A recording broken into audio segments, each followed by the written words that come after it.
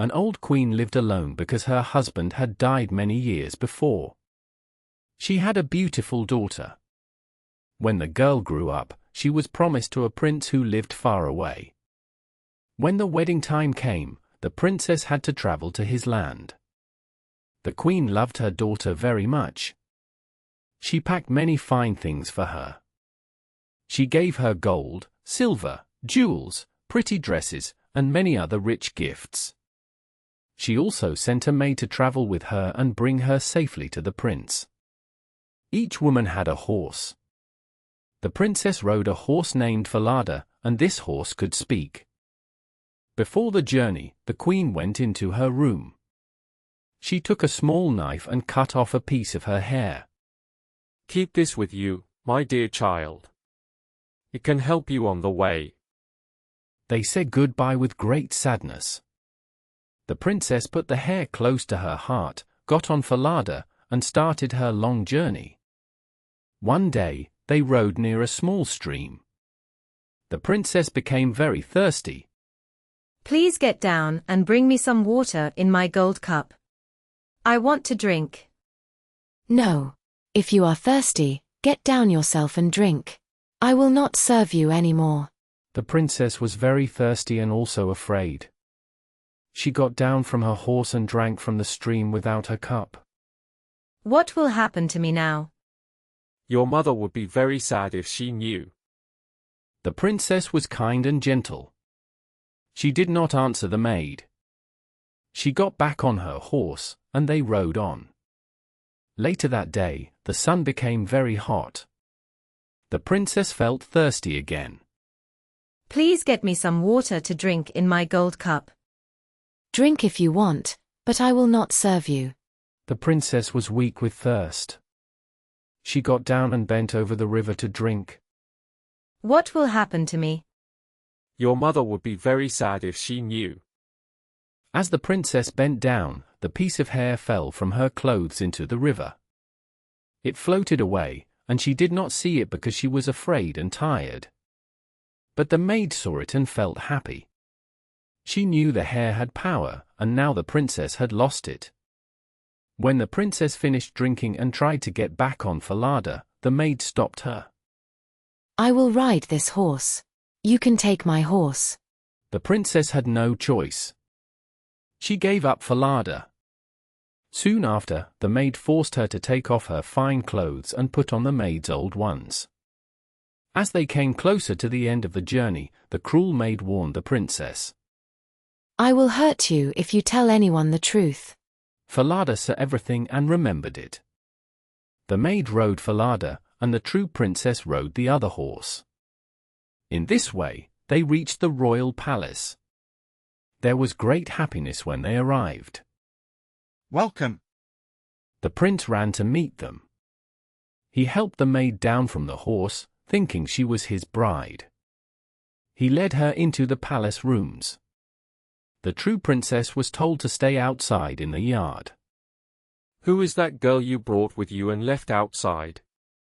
"She traveled with me for company. Please give her some work to do so she will not be idle." "She can help the boy who looks after my geese." The boy's name was Curd Ken. From that day, the true princess helped him watch the geese. Soon after, the false bride spoke to the prince. "My dear husband, please do one small thing for me." "I will." "Tell one of your men to cut off the head of the horse I rode. It was wild and caused me much trouble on the road." But in her heart, she was afraid. She feared the horse might speak and tell the truth about what she had done. She spoke clearly, and Falada was killed. When the true princess heard this, she cried with deep sadness. She asked the man to put Falada's head on a large, dark gate in the city. She passed this gate every morning and evening, for she wanted to see him again. The man agreed and did what she asked. Early the next morning, the princess and Curd Ken walked through the gate. She looked up and spoke sadly.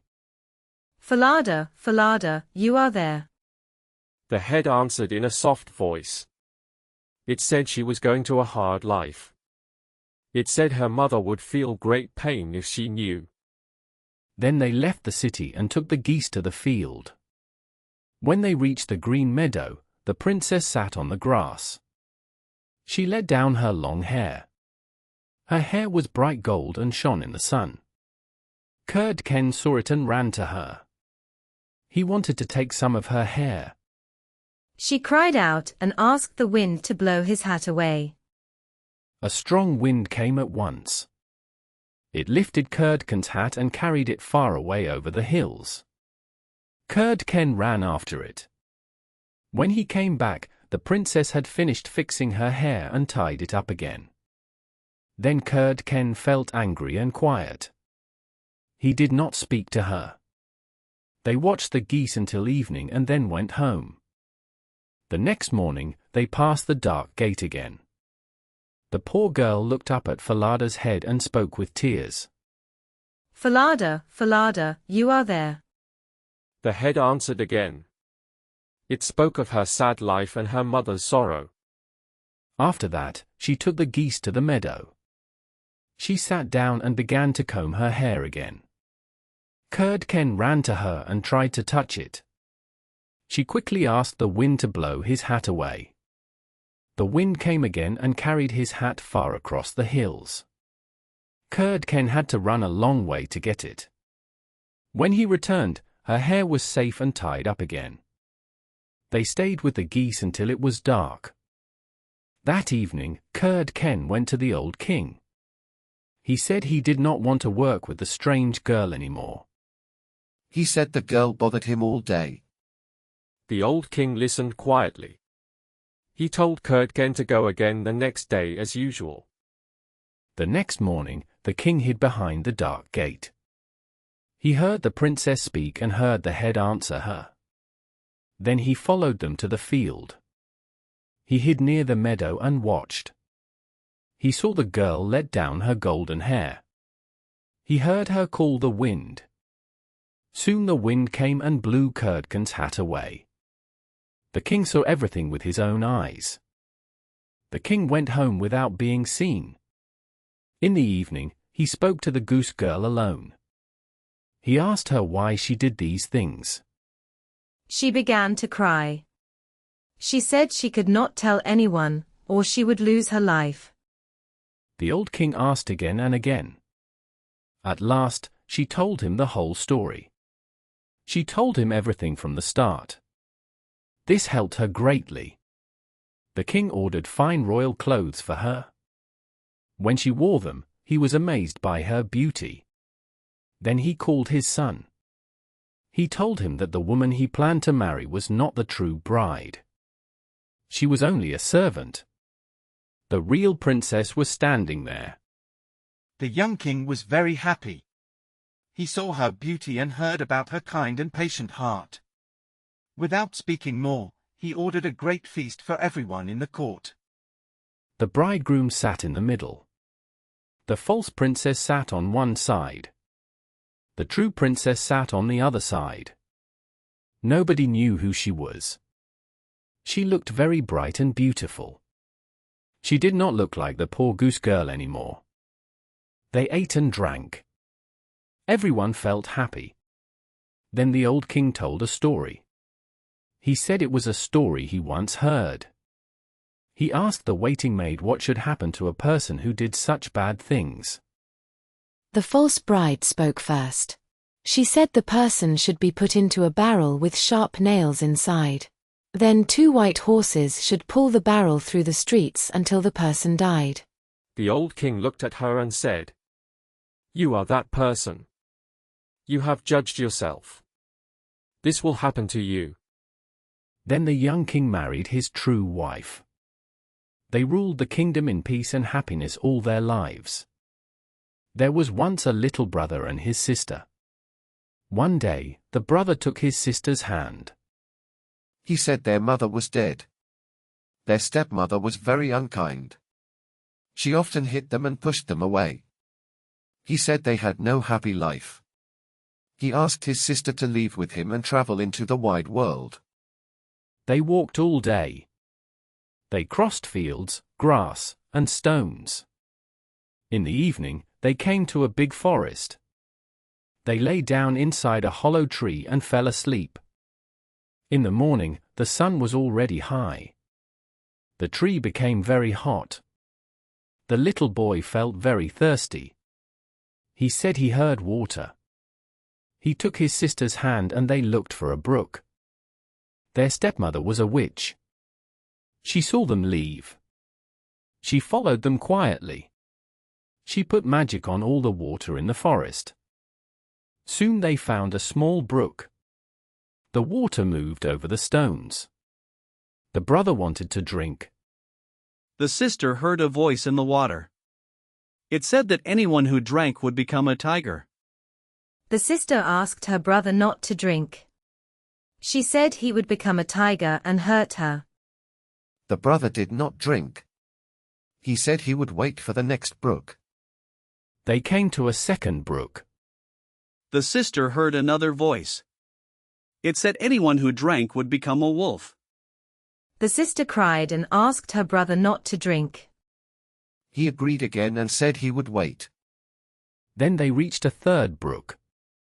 The sister heard the water say that anyone who drank would become a fawn. She begged her brother not to drink. But he was too thirsty. He knelt down and drank the water. At once, he changed into a little fawn. The sister cried. The little fawn cried too. He stayed close to her. Then the sister spoke kindly. She said she would never leave him. She took her golden band and put it around his neck. She made a soft rope from plants and tied it to him. They walked deeper into the forest. After a long time, they found a small empty house.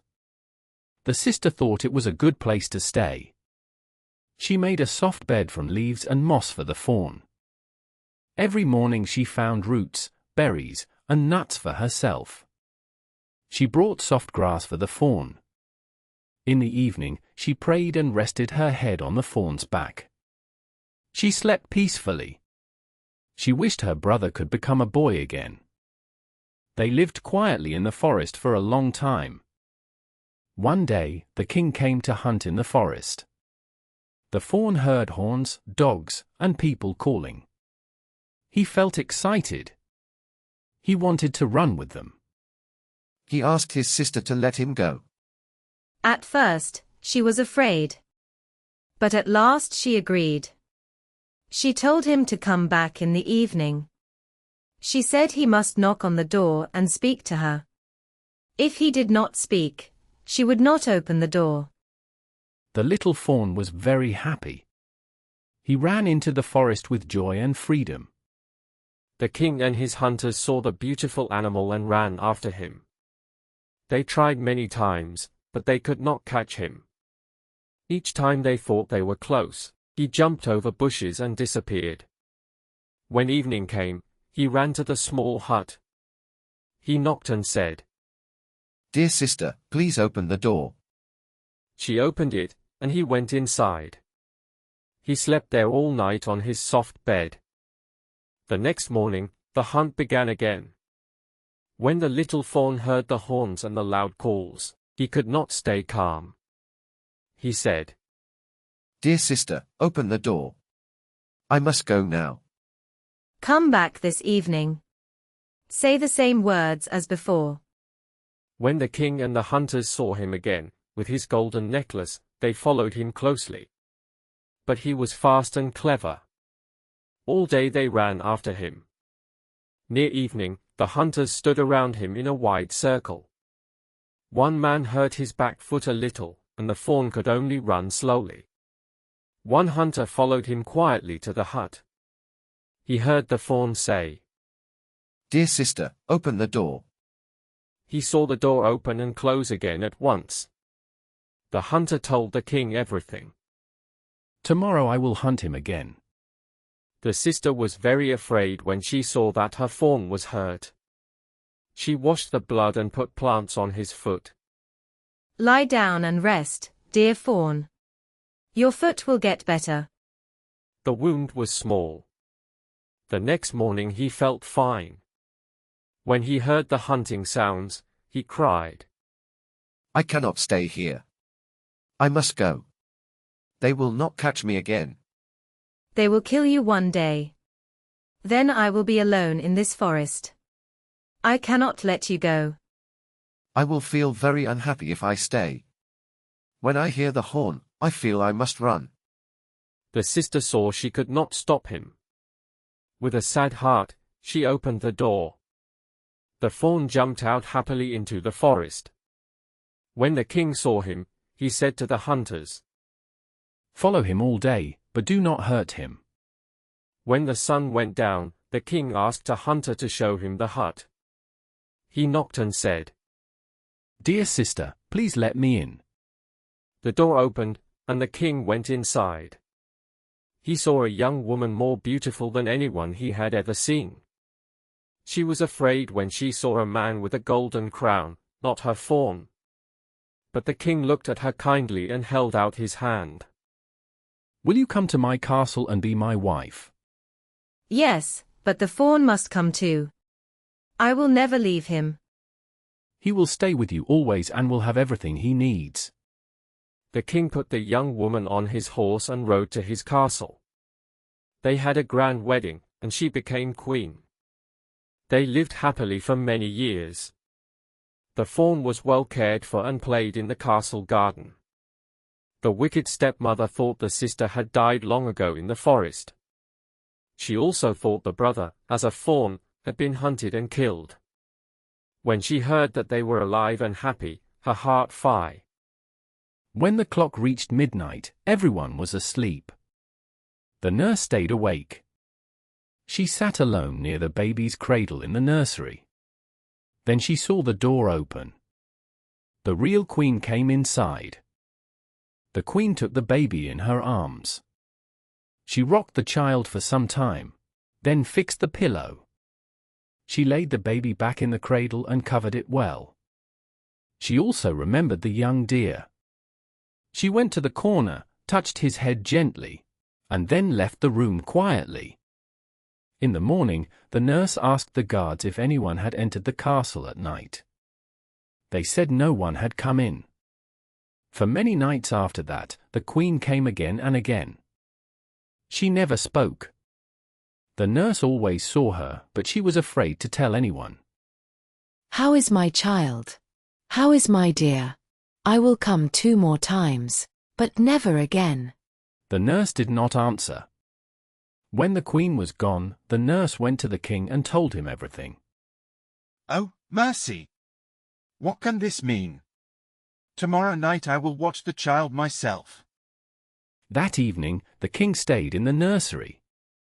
Around midnight, the queen appeared and said, How is my child? How is my dear? I will come 1 more time, but never again. She cared for the baby as before and then went away. The king did not speak. He watched again the next night. How is my child? How is my dear? This is my last visit. You must be my dear wife. Yes, I am your wife. At that moment, by God's mercy, her life returned. She became beautiful and kind again. She told the king how the witch and her daughter had tricked him. The king judged them, and they were punished. The young deer lost his spell and became a human again. The brother and sister lived happily together for the rest of their lives. Once upon a time, near a large forest, there lived a poor woodcutter. He lived with his wife and 2 children from his first marriage. The boy was named Hansel, and the girl was named Gretel. The family had very little food. One year, there was great hunger in the land. The man could not even find enough bread for each day. What will happen to us? How can we feed our children when we barely have food for ourselves? Listen to me. Early tomorrow morning, we will take the children deep into the forest. We will make a small fire for them and give each child a little bread.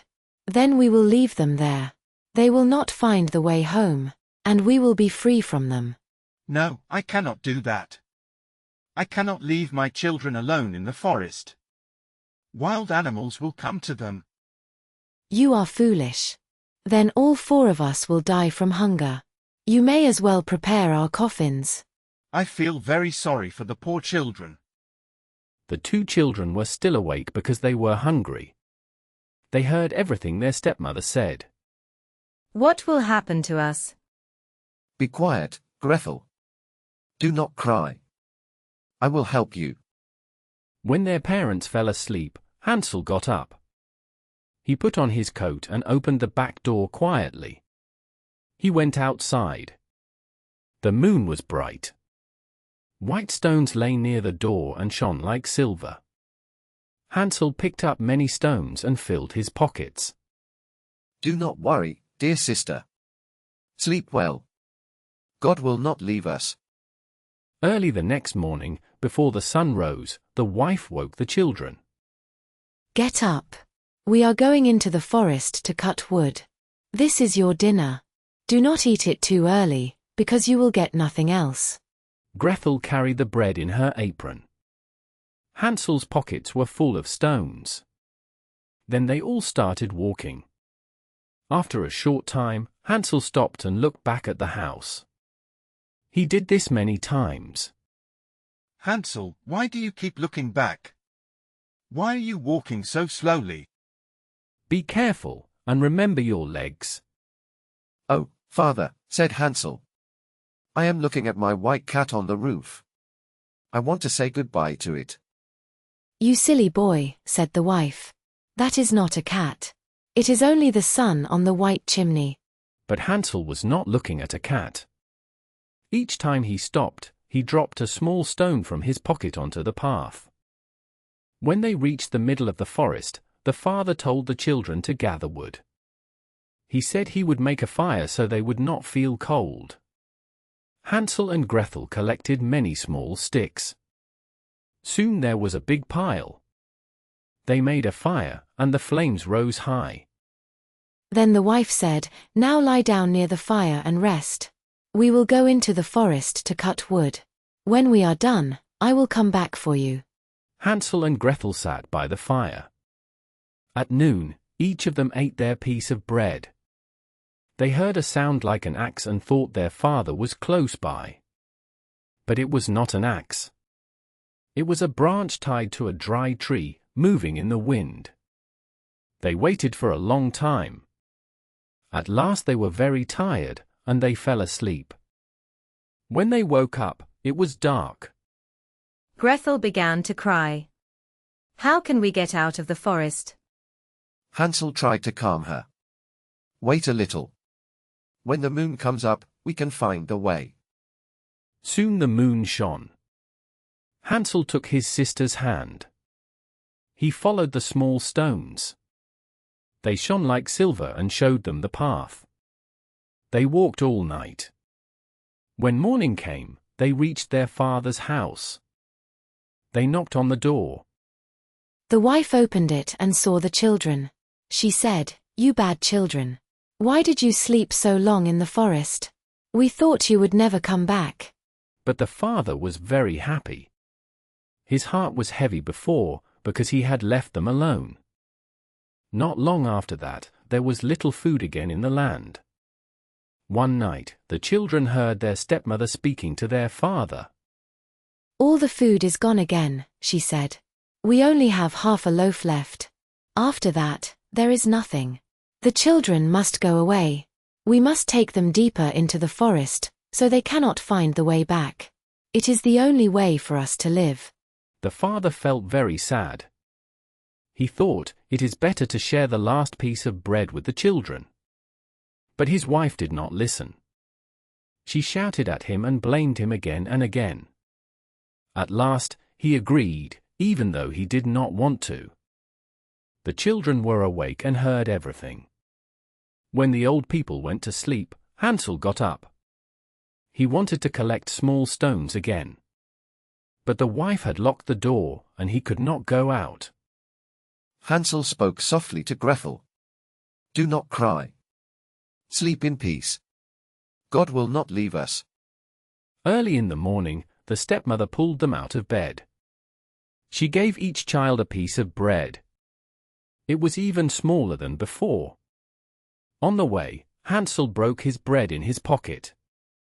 From time to time, he bent down and dropped a crumb on the path. "Hansel, why do you stop and look around?" said the father. "Stay on the path." "I am looking at my little dove," said Hansel. "It is saying goodbye to me." "You foolish boy," said the wife.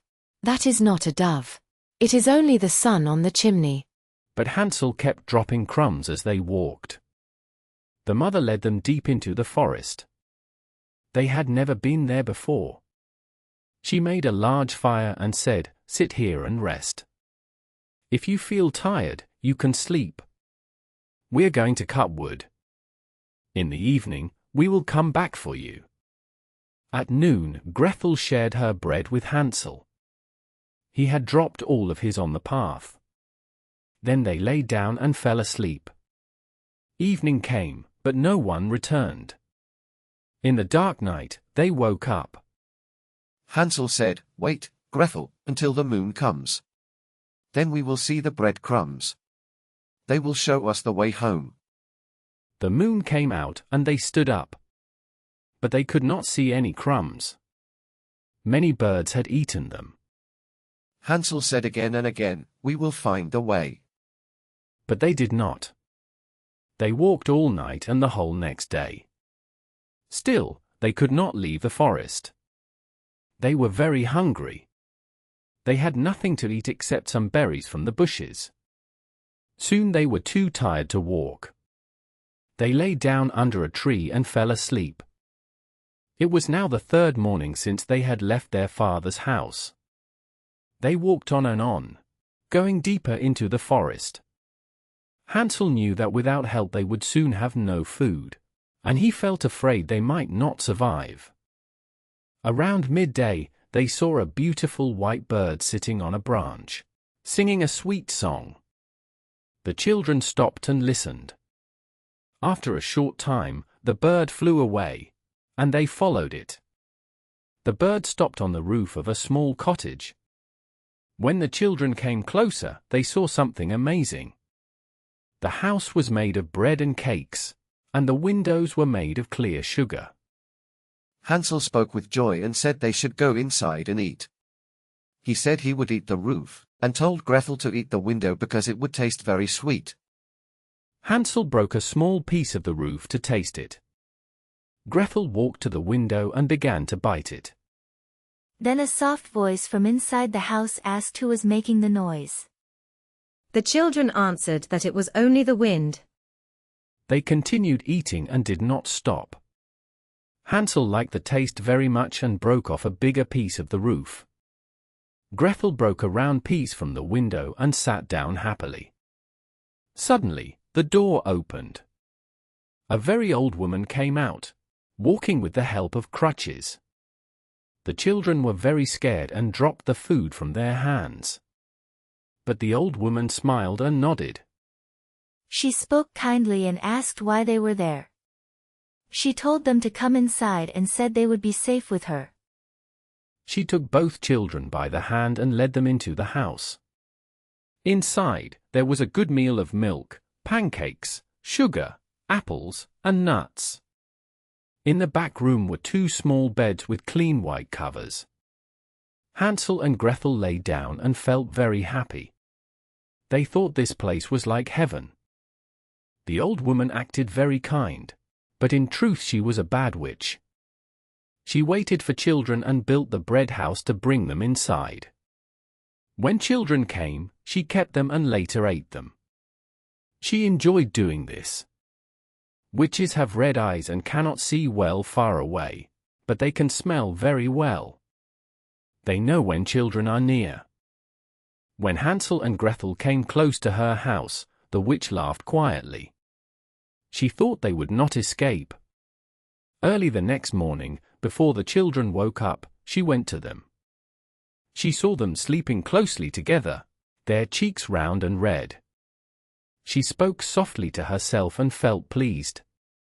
She picked up Hansel with her rough hands and locked him in a small cage with bars. Hansel cried loudly, But it did not help. Then she woke Gretel roughly and ordered her to get up. She told her to bring water and cook food for Hansel. She said Hansel must stay in the cage and eat until he became bigger.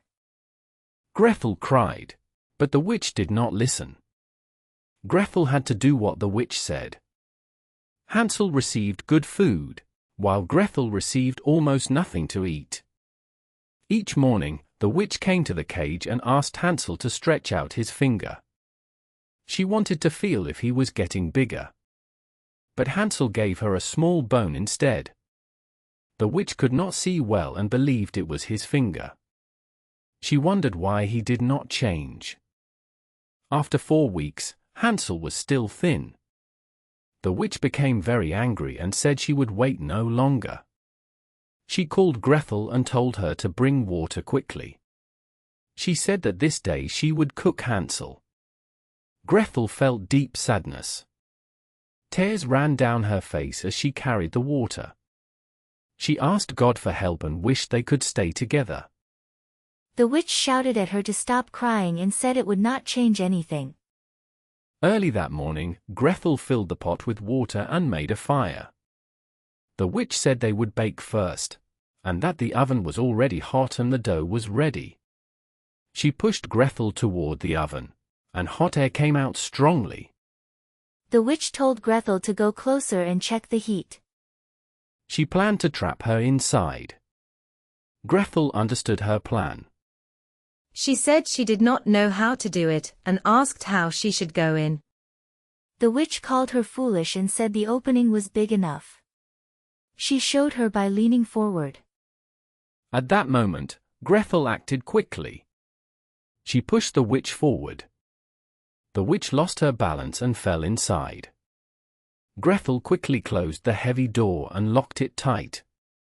She cried very loudly in pain. But Gretel ran away. She left the bad old witch in the fire. The witch was gone. Gretel ran to Hansel at once. She opened his door and shouted, "Hansel, we are safe. The old witch is dead." Hansel jumped out fast. He was like a bird leaving a cage. They were very happy.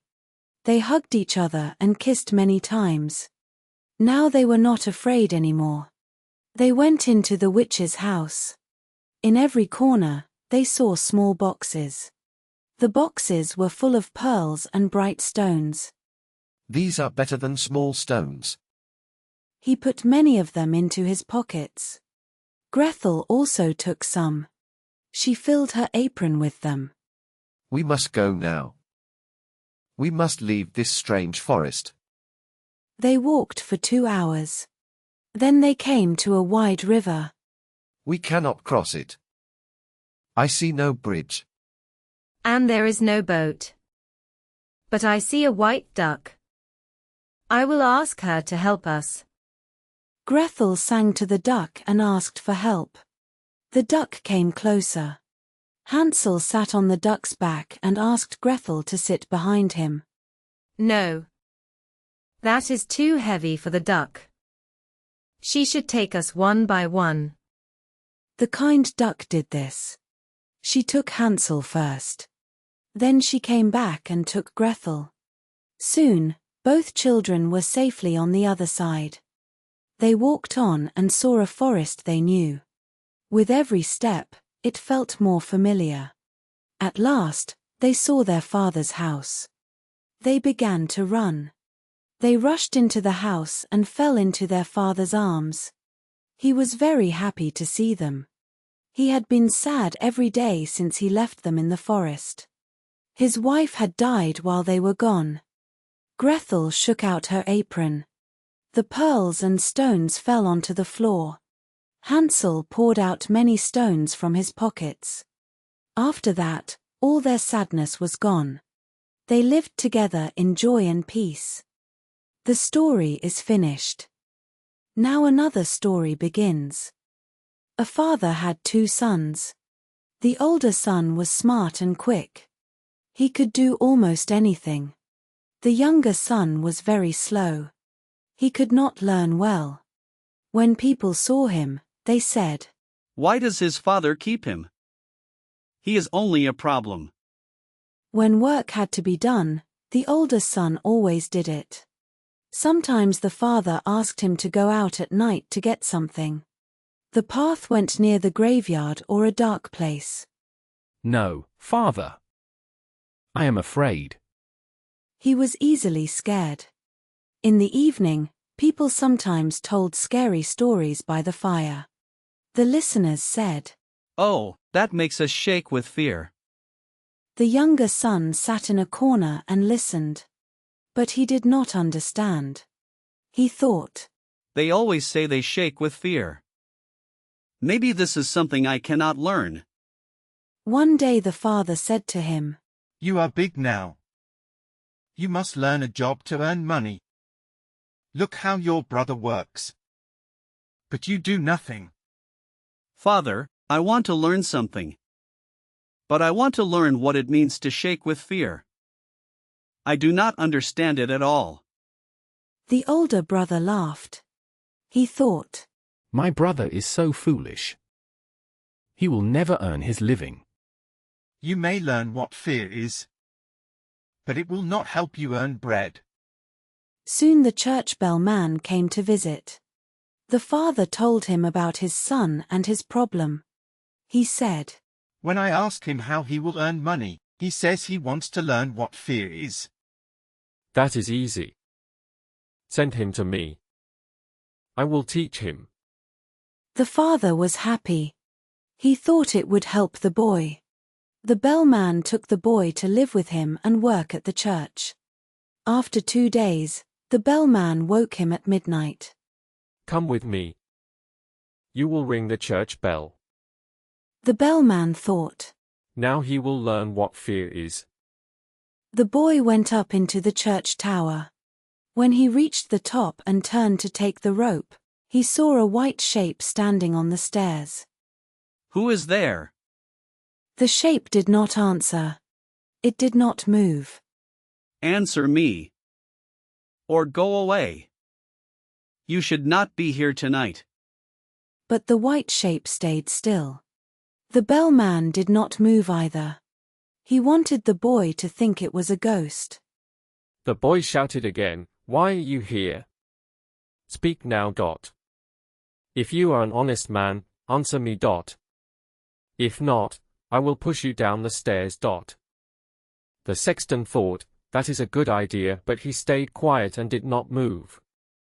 He stood like a stone. The boy called a third time, but there was still no answer. Then the boy jumped forward and pushed the figure down the stairs. It rolled down many steps and stopped in a corner. The boy rang the bell. After that, he went home, said nothing, went to bed, and fell asleep at once. The sextoness' wife waited for her husband. He did not come back. At last she felt worried. She woke the boy and asked if he knew where her husband was. No. But someone was standing on the stairs. He did not answer me and did not go away. I thought he was a thief, so I pushed him down. Go and look. It may be him, and I would be sorry if it is. The wife ran away and found her husband in a corner. He was making low sounds of pain, and one of his ribs was broken. She helped him up and ran, crying loudly, to the boy's father. Your son has caused us great trouble. He pushed my husband down and broke his bones. Take this useless boy out of our house. The frightened father hurried in and scolded the boy. What are these bad actions? They will only bring trouble to you. Father, listen to me. I did nothing wrong. He stood there at midnight like someone who had done something bad. I did not know who he was. I called 3 times, speak, or go away. Oh, everything goes wrong with you. Go away. I do not want to see you again. Yes, Father, I will go. Just wait 1 day. Then I will leave and try to learn what shivering is. At least I want to know one thing that can help me earn my living. Learn what you like. It is all the same to me. Here are $50. Go out into the world. Tell no one where you come from. I am ashamed of you. Yes, father, as you wish. If you want nothing else, that is easy for me. When morning came, the boy put the $50 into a bag and walked onto the main road. He kept saying, "Oh, if only I could shiver. Do you see that tree? 7 men were hanged there. Sit there and wait until midnight. Then you will learn what shivering is." If that is all, it is very easy. If I learn quickly, I will give you my $50. The boy sat by the gallows and waited. When he felt cold, he made a fire. The wind became very cold. The hanging bodies moved in the air. He felt sorry for them. He took them down and put them near the fire. But they did not move. Their clothes began to burn. Be careful, or I will hang you up again. They did not listen. So he hung them up again and fell asleep by the fire. Now do you know what shivering is? No. They did not speak at all. They were very foolish. The boy walked on again. He met a wagon driver. Who are you? What are you doing here? Who is your father? I do not know. I must not say. I only want to learn what shivering is. Stop this foolish talk. Come with me, said the wagon driver. I will try to help you. So the boy went with him. In the evening, they reached an inn and stayed there for the night. When they walked into the room, the boy said in a loud voice, "Oh, if only I could learn to shiver." The innkeeper heard him and laughed. If that is all you want, you will soon get your chance. Be quiet. Many careless people have lost their lives. It would be sad if such kind eyes never saw daylight again. Even if it is very hard, I want to learn it. That is why I left home. He did not stop asking questions. At last, the innkeeper told him about a magic castle not far away. Anyone who stayed there for 3 nights would learn to shiver. The innkeeper also said that the king promised his daughter to the person who dared to do this. She was the most beautiful young woman in the land. Inside the castle was a great treasure, watched by bad spirits. The treasure was so large that a poor man could become rich. Many people had gone into the castle, but no one had ever come back. The next morning, the boy went to the king. Please allow me to stay 3 nights in the magic castle. You may ask for 3 things. They must not be alive, and you must carry them with you. The boy asked for a fire, a lathe, and a wooden board with a knife. The king let him take these things to the castle during the day. In the evening, the boy went inside the castle. He made a bright fire in one room. He put the board and knife near the fire and sat on the lathe. Oh, if only I could shiver. I will not learn it here either. At midnight, he stood up to move the fire. Suddenly, a voice cried from a corner. Meow, meow, I am so cold. You fool, why are you crying? If you are cold, come sit by the fire. At once, 2 large black cats jumped toward him. They sat close to him and stared with bright eyes. After they warmed themselves, they said, Friend, shall we play cards? Yes, but show me your paws first. They held out their claws. Your nails are very long. I must cut them first. He held them still and fixed their feet to the board. Now I see your plan. I do not want to play cards anymore. He ended their movement and threw them into the water. After that, he wanted to sit by the fire again. But soon black cats and black dogs came from every corner. They wore glowing chains and made loud noises. There were more and more of them. They jumped on the fire and spread it around. The boy watched them calmly for a while. At last, he became angry. Go away, you bad animals. Some ran away, and the rest stopped moving. He threw them into the pond. Then he went back to the fire. He made it burn again and warmed himself. His eyes grew heavy, and he wanted to sleep. He looked around and saw a big bed in the corner. He lay down on it. As soon as he closed his eyes, the bed began to move. It rolled around the castle. That is fine. It can go faster. The bed rushed up and down stairs as if horses pulled it. At last, it fell over and landed on top of him. Anyone who wants to travel may go now. Then he lay down by the fire. He slept there until morning. In the morning, the king came to the castle. He saw the boy lying on the ground and thought he was dead. It is a great loss when such a fine young man dies. The boy heard him and jumped up. I am not dead yet. The king was very surprised and very happy. He asked the boy how the night had been. Very well. One night is over, and the other two can pass as well. Later, the boy met the innkeeper. The man opened his eyes wide when he saw him. I never thought you would come back alive. Have you learned what shivering is now? No. It is still no use. Oh, if someone would tell me. On the second night, he went up into the castle again. He sat by the fire. He sang his old song and said he wanted to learn how to shiver. At midnight, he heard a sound. It rang and shook. At first it was quiet, then it grew louder. After a short stop, something fell from the chimney. It was half of a man, and it landed near his feet. Hello, he said. Only half a man came down. That is not enough. The noise started again. It was loud and full of strange sounds.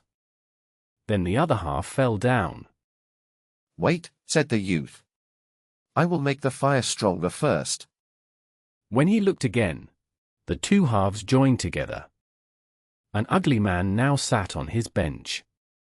I did not agree to this, said the youth. This bench is mine. The man tried to push him away. The youth pushed back harder and sat down again. Soon, more men fell down the chimney. They came one by one. They brought 9 leg bones and 2 skulls. They set them up and began to play a game. The youth wanted to play too. He asked if he could join them. Yes, they said, but only if you have money. I have enough money, he said. But your balls are not round. He took the skulls and made them round and smooth. Now they will roll well, he said. Then they played together. He lost some of his money. When the clock struck 12, everything vanished. He lay down and slept quietly. In the morning, the king came and asked what happened. I played a game, said the youth, and I lost a little money. Did you shiver? Asked the king. No, said the youth. I had fun. But I still want to learn how to shiver. On the third night, he sat on his bench again. He felt upset. Oh, if I could only shiver, he said. Late at night, 6 tall men came in. They carried a coffin.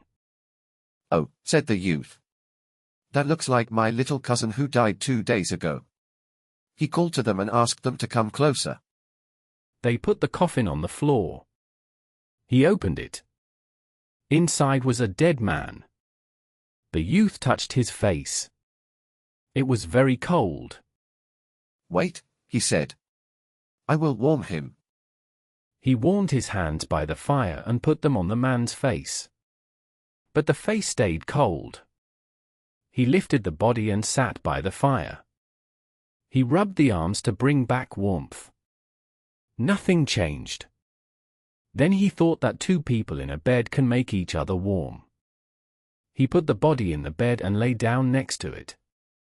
After some time, the body became warm and started to move. See, said the youth, I warned you. The body stood up and spoke in anger. It said it would hurt him. That is not kind, said the youth.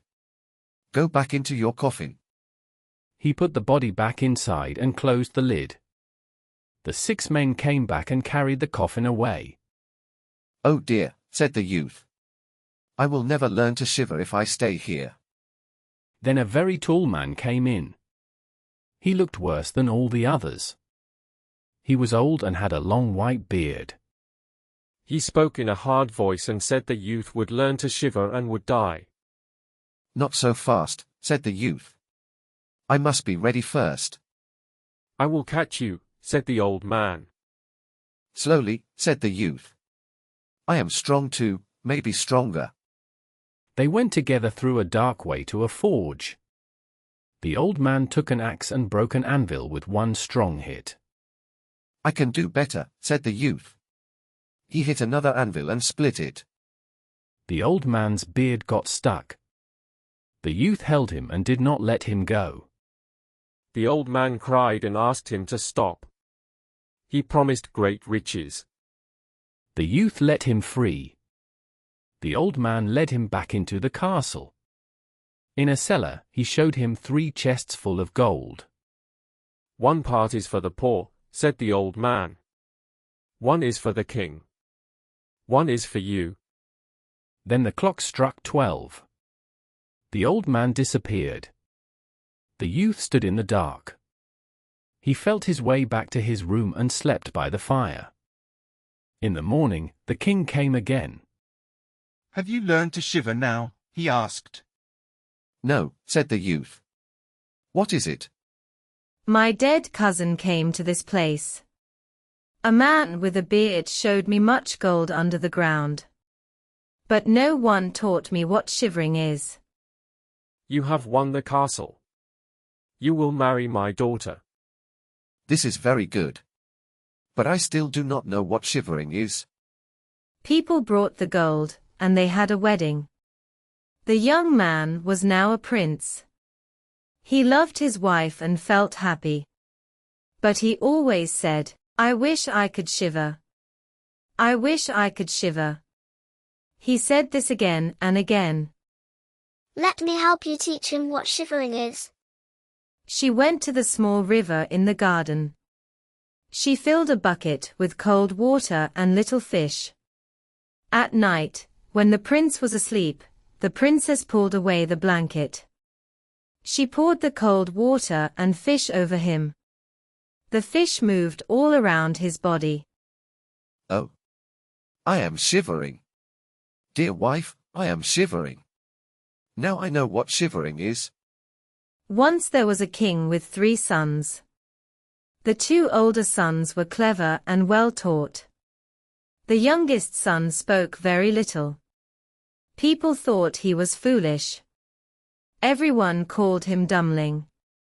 When the king became old and weak, he knew he would die soon. He wanted to give the crown to one of his sons.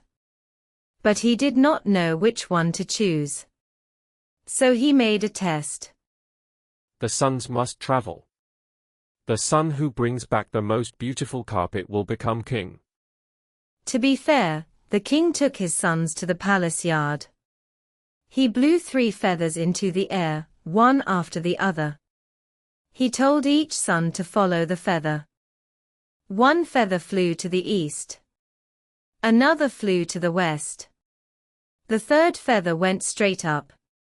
It did not fly far and fell to the ground. So one son went east.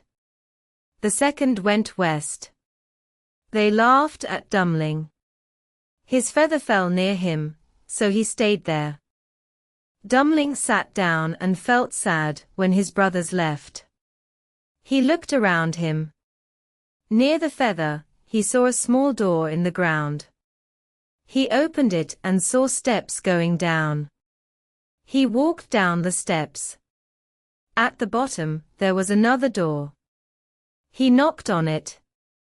Then he heard a voice calling. The door opened. Dummling saw a big toad sitting in the middle of many small toads. The big toad asked him what he wanted. "I want the most beautiful carpet in the world. I need it now." The big toad called a small toad. The small toad brought a large box. The big toad opened the box. Inside was a very beautiful carpet. Its pattern was so fine that no one on earth could make it. Dumpling thanked the toads. He took the carpet and went back up the steps. Soon he was in the palace yard again. The two older brothers thought Dumpling was too foolish to win. They did not try hard. They took a rough cloth from a poor farmer. They brought it to their father as their carpet. Then Dumpling came with his beautiful carpet. He gave it to the king. The king was very surprised. The crown should go to my youngest son. The two older brothers were angry. They spoke to the king again and again. Dumpling is not wise. He cannot rule a great kingdom. Please make another test. The son who brings me the most beautiful ring will be king. He took them outside again, and blew 3 feathers into the air. The 2 older sons went east and west. Dumpling's feather went up and fell near the small door again. Dumpling went down the steps once more. He saw the big toad again, and told her what he wanted. The big box came. From it, the large toad gave Dumpling a ring. The ring was very fine and beautiful. No gold worker could make one like it. At the same time, the 2 older brothers laughed at Dumpling. They thought it was silly for him to look for a ring. They did not want to work hard. They found an old iron ring from some horse gear, and took it to the king. Dumpling arrived before them. He showed his beautiful ring. When the father saw it, he said the kingdom should belong to Dumpling. Still, the 2 older sons did not stop. They complained again and again.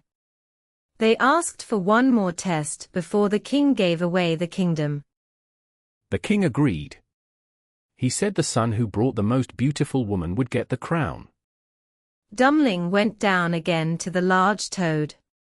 He told her he wanted to find the most beautiful woman in the world. The toad said that such a woman was not always easy to find, but she said she would help him.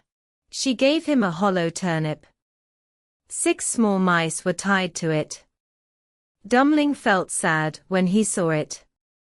It did not look like what he needed. He asked what he could do with it. The large toad told him to put one of her young toads inside the turnip. Then he would see what to do. Dumpling picked one young toad and put it into the turnip. At once, something wonderful happened.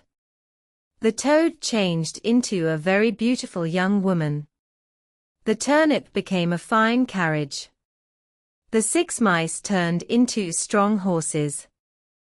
Dumpling kissed the young woman. He rode with her to the king. Soon after that, the 2 older brothers came. Like before, they did not try hard.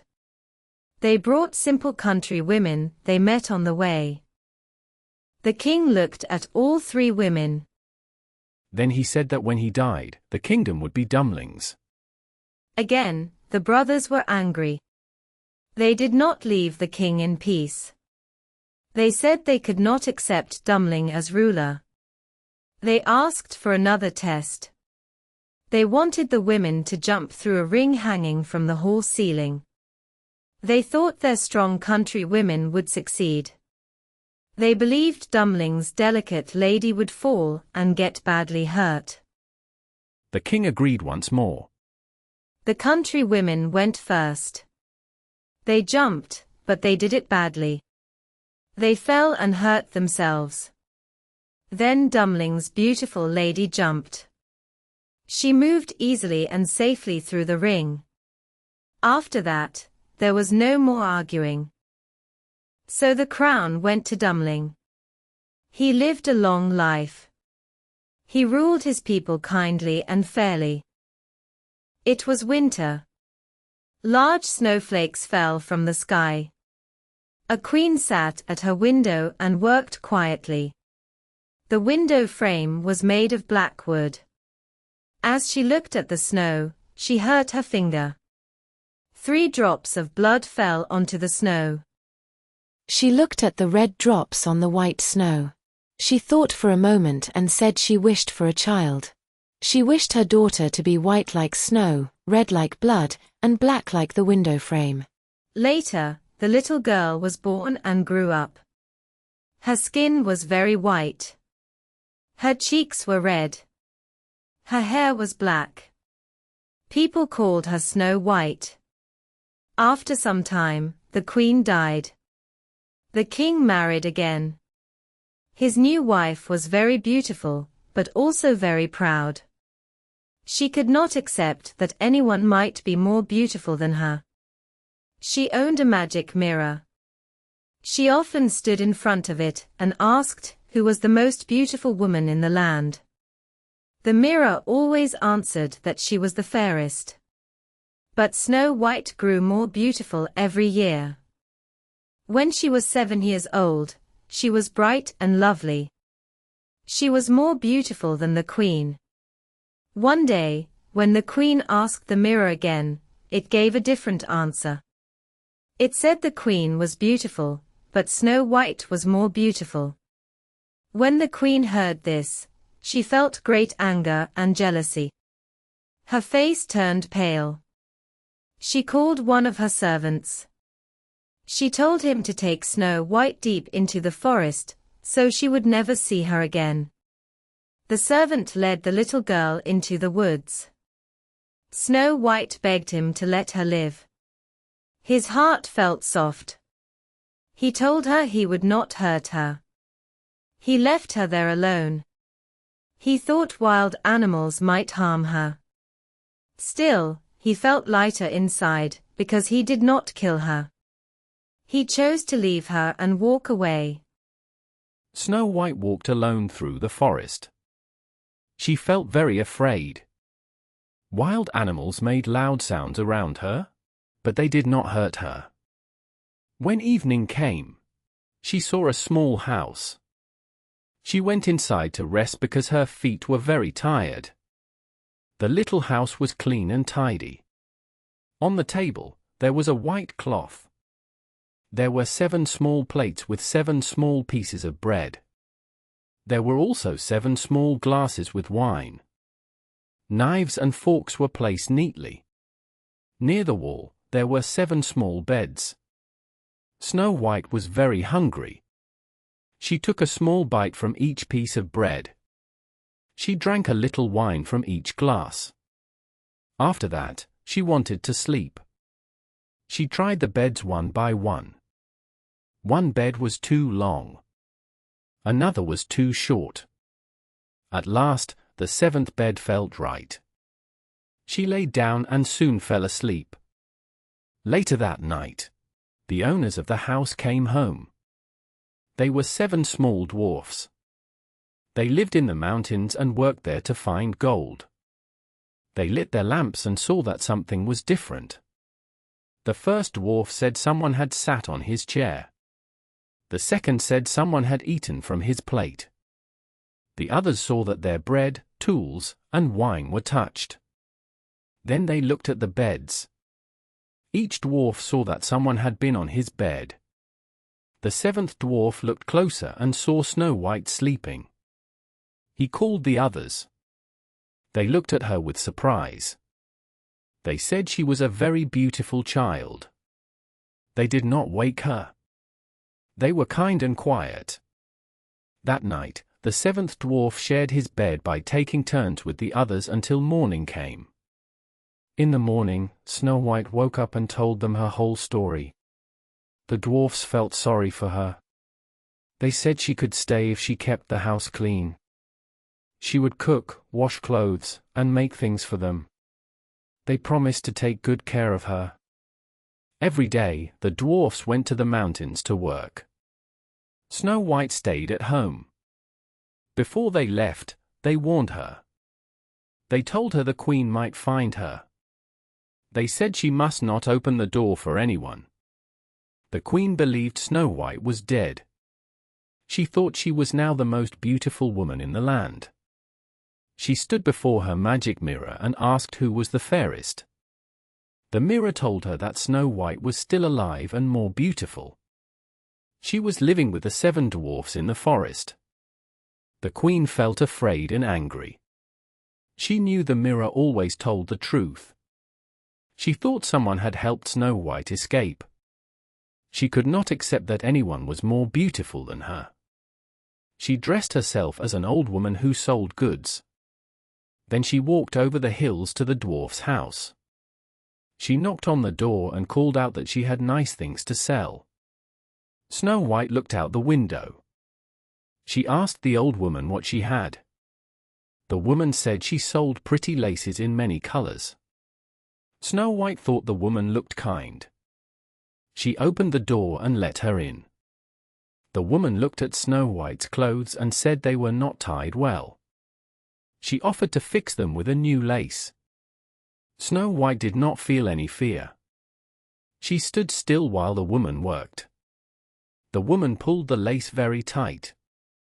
Snow White could not breathe and fell to the floor. She lay very still. The woman said that Snow White's beauty was finished and left the house. That evening, the 7 dwarfs came home. They were very sad to see Snow White lying on the ground. She did not move and looked dead. They lifted her gently and saw what had happened. They cut the lace.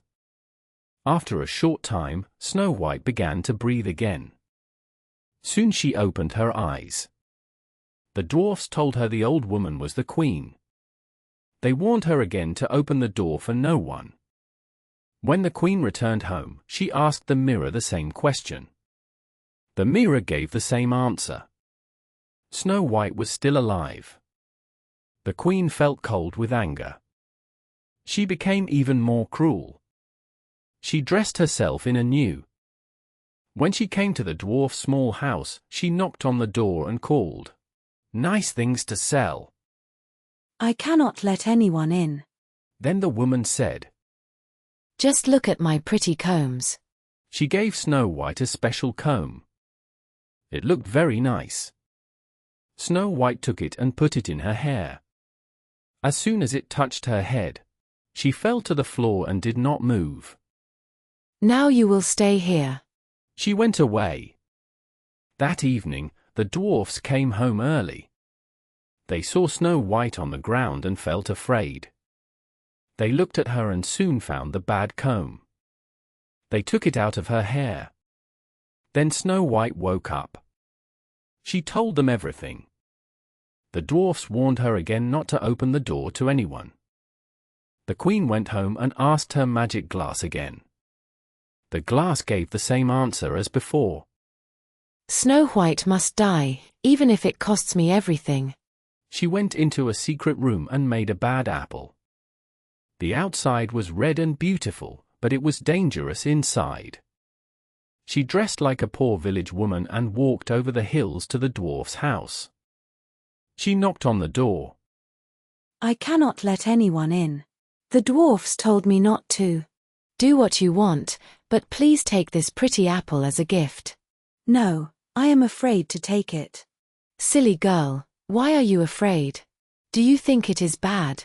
Look, I will eat one side, and you eat the other. One side of the apple was safe, and the other side was not. Snow White saw the woman eat her part. The apple looked very good. Snow White could not wait any longer. She took a bite. At once, she fell to the ground and did not move. Now no one can help you. The queen went home. The magic glass now said she was the most beautiful. The queen felt happy in her hard heart. When night came, the dwarfs returned home. They found Snow White lying on the ground. She was not breathing. They were very sad and afraid. They lifted her up, washed her face, and brushed her hair, but nothing helped. They placed her on a bed and stayed with her for 3 days. They cried and did not leave her side. At last, they wanted to put her in the ground, but her face still looked fresh and kind. She looked like she was only sleeping. We cannot place her in the cold earth. They made a clear glass box and put her inside. They wrote her name on it and said she was a king's daughter. They placed the box on a hill. One dwarf always stayed near her. Birds came and stayed quietly with her. An owl came first, then a raven, and later a dove. Snow White lay there for a long time. She still looked peaceful, like she was asleep. Her skin was white, her cheeks were red, and her hair was dark. One day, a prince came to the dwarf's house. He saw Snow White in the glass box and read the golden words. He asked the dwarfs to let him take her with him. He offered them money, but they said no. At last, they felt sorry for him and gave him the glass box. When the prince lifted the box, a small piece of apple fell from Snow White's mouth. Where am I? You are safe with me. I love you more than anything. Come with me to my father's palace.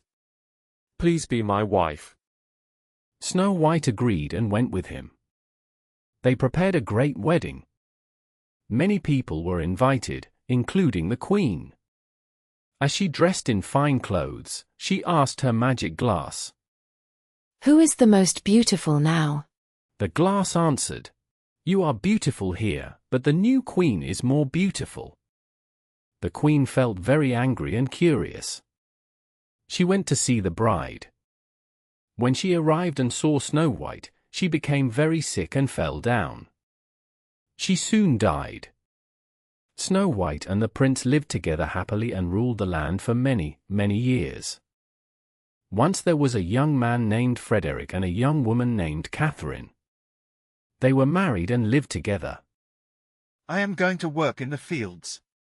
When I come back, please have hot food ready. I will be hungry. Please also have a drink ready. I will be thirsty. Yes, dear Fred. Go now. I will prepare everything for you. When it was almost time to eat, Catherine took a sausage from the chimney.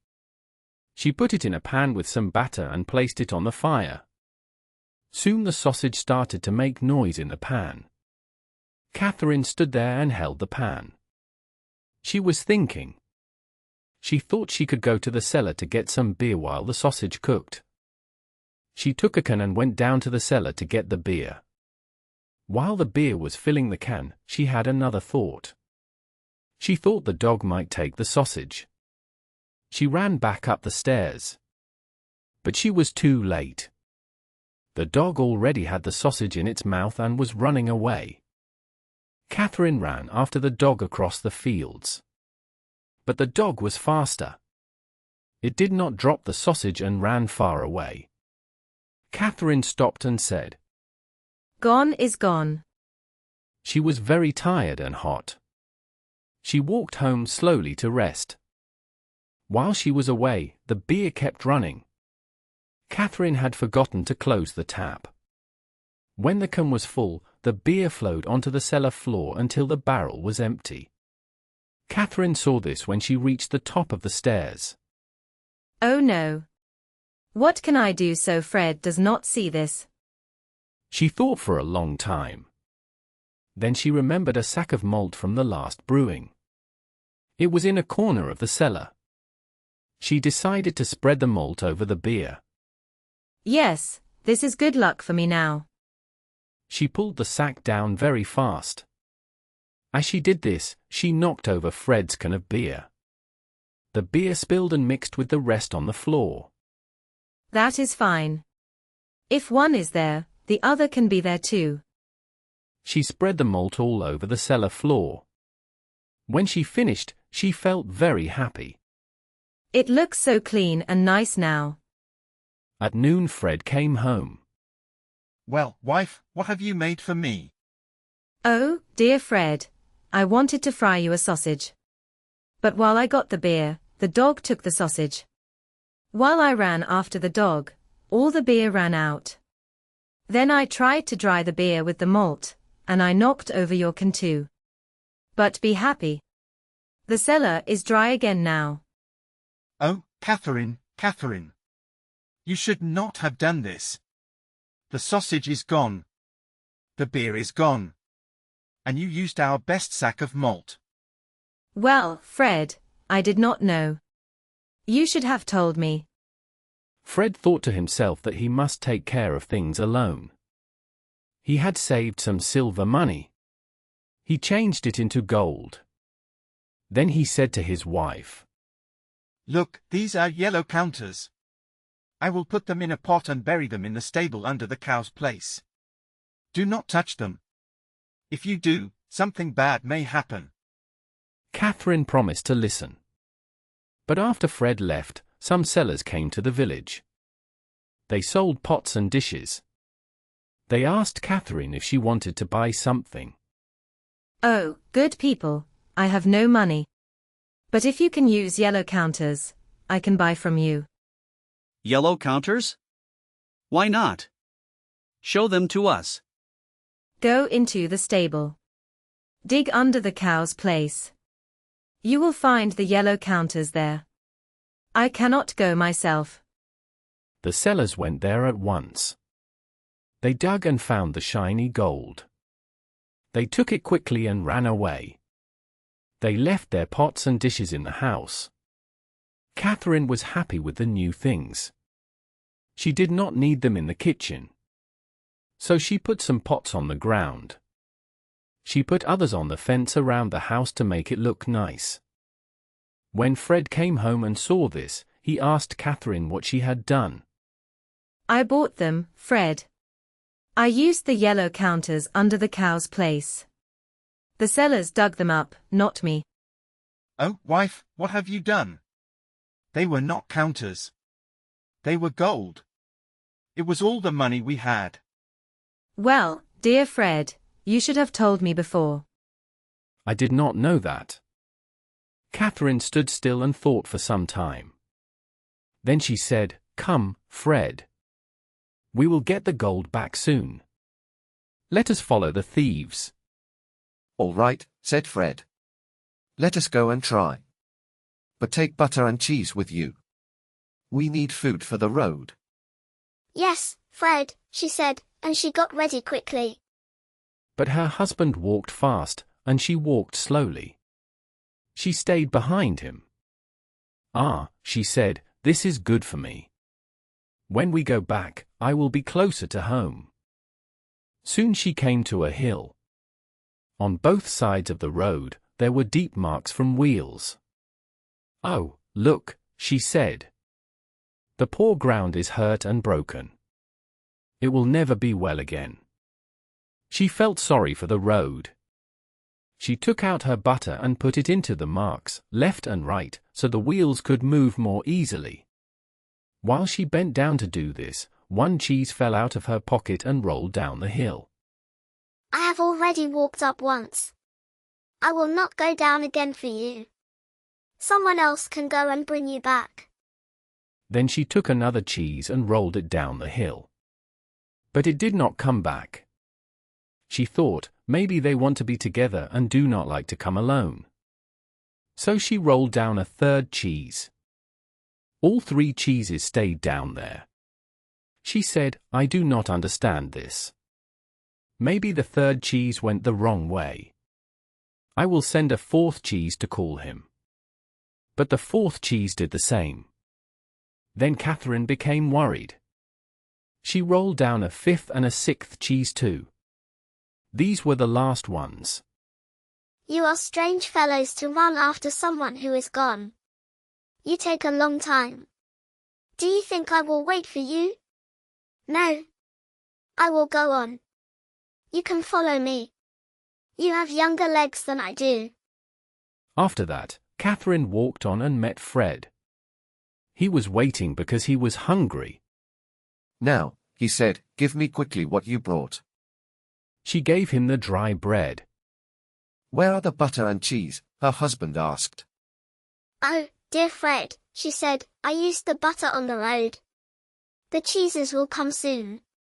One ran away, and I sent the others after it to bring it back. That was foolish, said Fred. You should not put butter on the road or roll cheese down a hill. If you had told me, said Catherine, feeling upset. They ate the dry bread together. After a while, Fred said, Catherine, did you lock the house before you came? No, Fred, she said. You did not tell me. Then go back and lock the house before we go on, he said. Bring some food with you. I will wait here. Catherine went back. She thought, Fred will want different food. Butter and cheese are not good. I will bring dried apples and a mug of vinegar to drink. She put these things together. She locked the top half of the door. Then she lifted the bottom half of the door and put it on her shoulder. She thought the house was safe if she took the door with her. Catherine walked very slowly. She said to herself, Fred will have more time to rest. When she reached him, she gave him the door and said, Here, Fred. Now you have the house door. You can take care of the house yourself. Oh my, cried her husband. What a clever wife I have. She locked the top door but brought the bottom part with her. Anyone can go in now. It is too late to go back. Since you brought the door, you must carry it with you. I will carry the door gladly, said Catherine. But the apples and vinegar are too heavy. I will hang them on the door, and the door can carry them. Soon they came to a forest and looked for the thieves. They could not find them. When night came, they climbed into a tree to sleep. Not long after, the thieves came. They sat under the same tree. They made a fire and began to share the stolen things. Fred climbed down quietly on the other side. He picked up stones and climbed back into the tree. He threw the stones down. But the stones did not hurt the men. The thieves said, Morning will come soon. The wind is shaking chestnuts from the tree. All this time, Catherine still had the door on her shoulder. It was very heavy. She thought the dried apples were the problem. She said to Fred, I must throw down the apples. No, Catherine, he said. Not now. They might see us. Oh, I must, she said. They are too heavy. Well, then, do it quickly, cried Fred. As they were going down, the bad men said, Oh! The birds are pulling the leaves. After a short time, Catherine spoke again.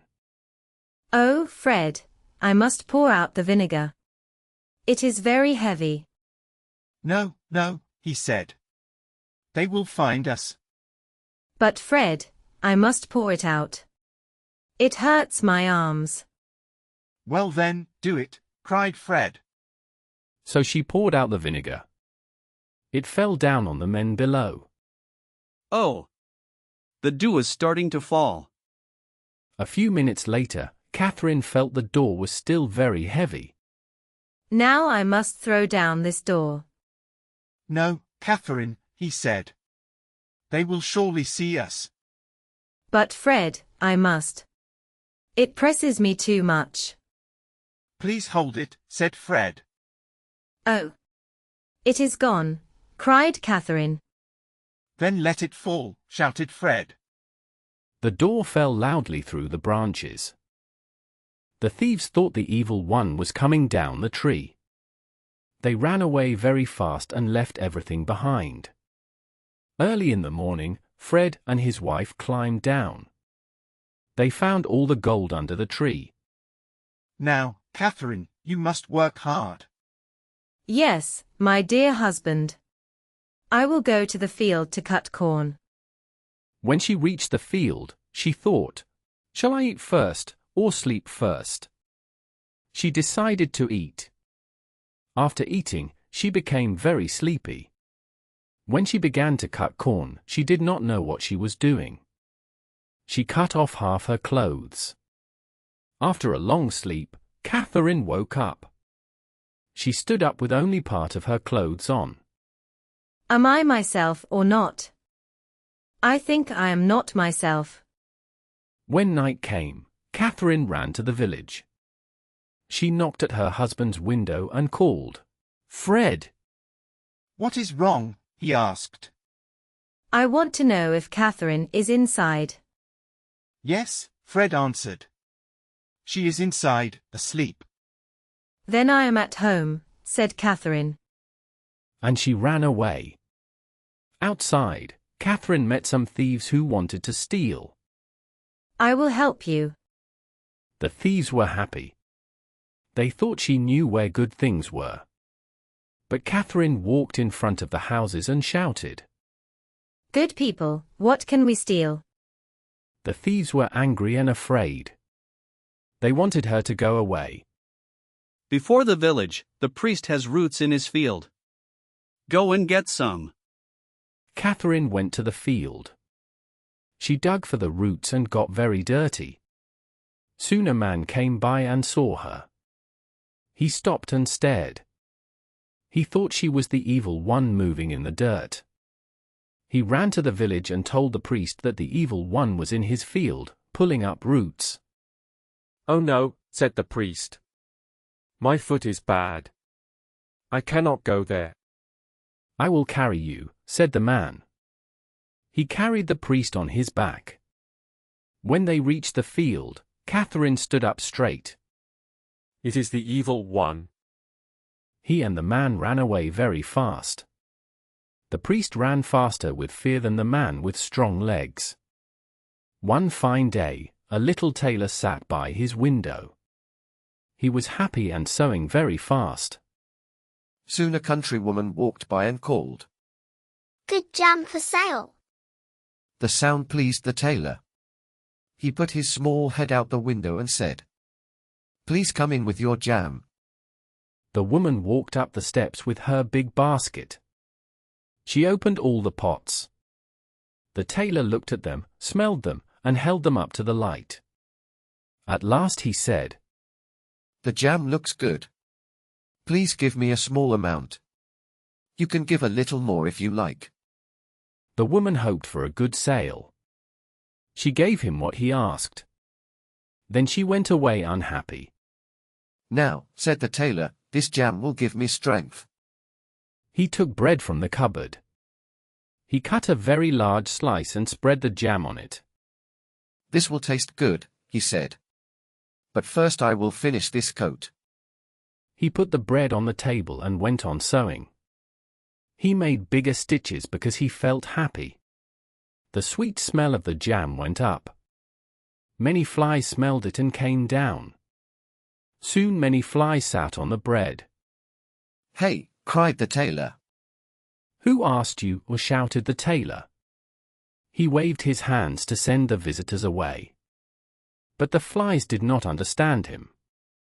They came back in even larger numbers. This made the little man very angry. He grabbed a bag of cloth in his hand. In his anger, he hit the flies with it. When he lifted the bag, he saw 7 flies lying still on the table.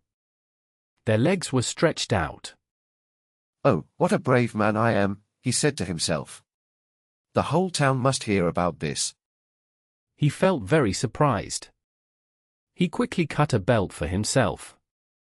He sewed it and wrote big letters on it. The letters said, 7 at one blow. Not only one town, he said. The whole world will hear about me. His heart was full of joy, and he felt very proud. The little tailor tied the belt around his body. He decided to travel into the wide world. His workshop now felt too small for his great plans. Before he left, he looked around his house.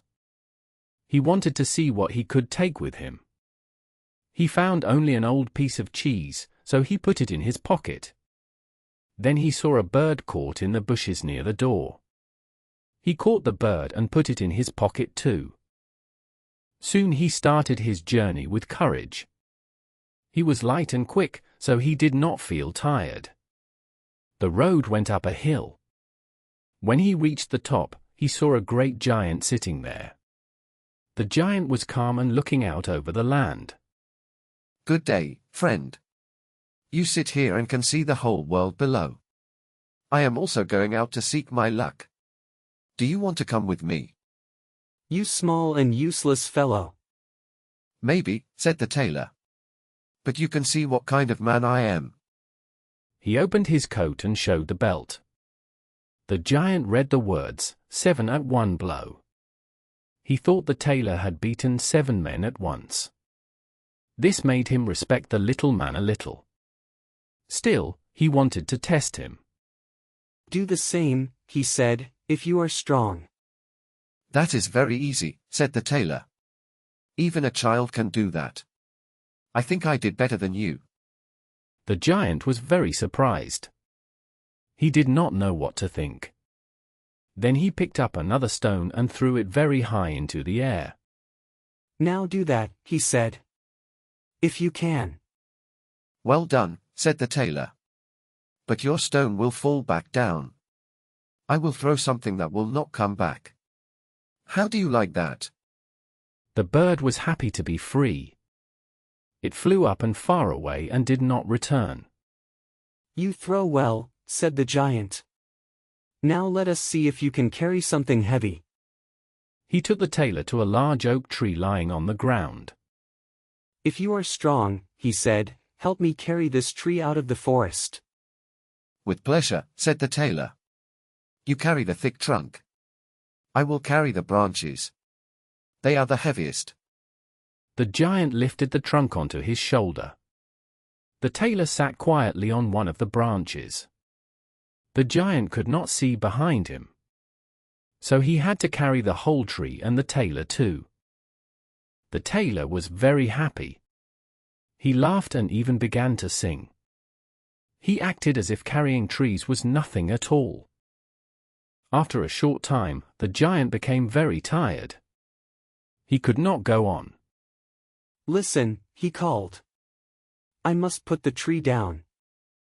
The tailor quickly jumped off. He held the tree with both arms, as if he had been carrying it alone. You are so big, and you cannot carry a tree by yourself. They walked on together. Soon they came to a cherry tree full of ripe fruit. The giant bent the top of the tree down and gave it to the tailor. Hold this and eat, he said. The tailor was too weak to hold the tree. When the giant let go, the tree sprang back up. The tailor was lifted into the air with it. He landed on the other side without harm. What happened? Are you not strong enough to hold such a small branch? My strength did not fail, said the tailor. Do you think that is hard for someone who beat 7 at 1 blow? I jumped over the tree because hunters were shooting down there in the bushes. Jump after me if you can, said the giant. The giant tried to jump, but he could not pass the tree. He got stuck in the branches. Again, the tailor was better than him. You are a brave man. Come to my home and stay one night. Yes. The tailor went with him. They came to a cave. Inside, 2 other giants sat by the fire. Each giant held a cooked sheep and was eating it. The tailor sat down and thought, this place feels very different from my small shop. Soon the giant showed him a bed to sleep in. The bed was very big. It was too big for the tailor. He climbed out and lay down in a corner instead. At midnight, the giant thought the tailor was asleep. He stood up and took a heavy iron bar. He hit the bed hard one time. He thought the tailor was dead. In the morning, the giants went into the forest. They forgot about the tailor. A little later, the tailor came out. He looked happy and calm. When the giants saw him, they felt afraid. They thought he might hurt them. So they ran away very fast. The tailor walked on. He went where his feet led him. After a long time, he reached the yard of a royal palace. He was very tired. He lay on the ground and fell asleep. People came and looked at him from all sides.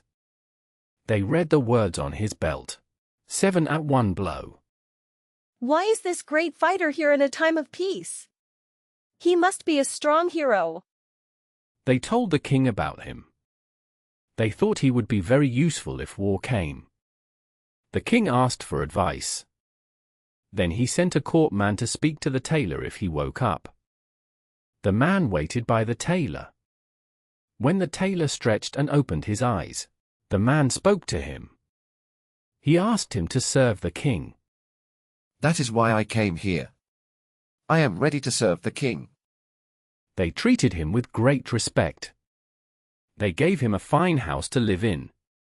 What will happen? If we go to war with him, he will win all the fights. We will have nothing to do. The other courtmen felt jealous. They became angry. They went together to the king. They asked to leave his service. They said they could not stay with a man who could defeat 7 at one time. The king was sad to lose so many loyal men for one person. He wished he had never seen the tailor. He wanted him gone. But he was afraid to send him away. He feared the tailor might harm him and take the throne. The king thought for a long time. At last, he made a plan. You are a great hero. I ask you for a favor. In a forest in my land, 2 giants cause much trouble. They scare people and destroy things. No one feels safe near them. If you can defeat these 2 giants, I will give you my only daughter as your wife. I will also give you half of my kingdom. 100 knights will go with you to help. This is good for a man like me. A beautiful princess and half a kingdom do not come every day. Yes, I will take care of the 2 giants. I do not need 100 knights.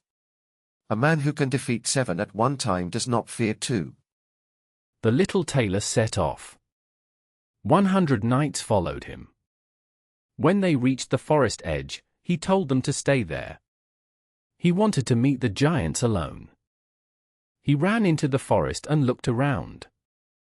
After some time, he saw the 2 giants sleeping under a tree. They snored very loudly. The branches above them shook. The tailor felt brave. He filled his pockets with stones and climbed the tree. He moved along a branch until he sat above the sleeping giants. He dropped 1 stone onto one giant. The giant did not move at first. After a while, he woke up. Why did you hit me? You were dreaming. I did not touch you. They lay down again and went back to sleep. Then the tailor dropped a stone onto the second giant. He woke up and cried out. What was that? Why are you pushing me? I did not touch you. You are dreaming. They argued for a short time. Both were very tired from work that day, and soon they fell asleep again. Then the tailor played his trick once more. He chose the biggest stone, and threw it with all his strength onto the chest of the first giant. This is terrible. The giant shouted and jumped up in anger. He attacked his friend. The other giant felt hurt as well.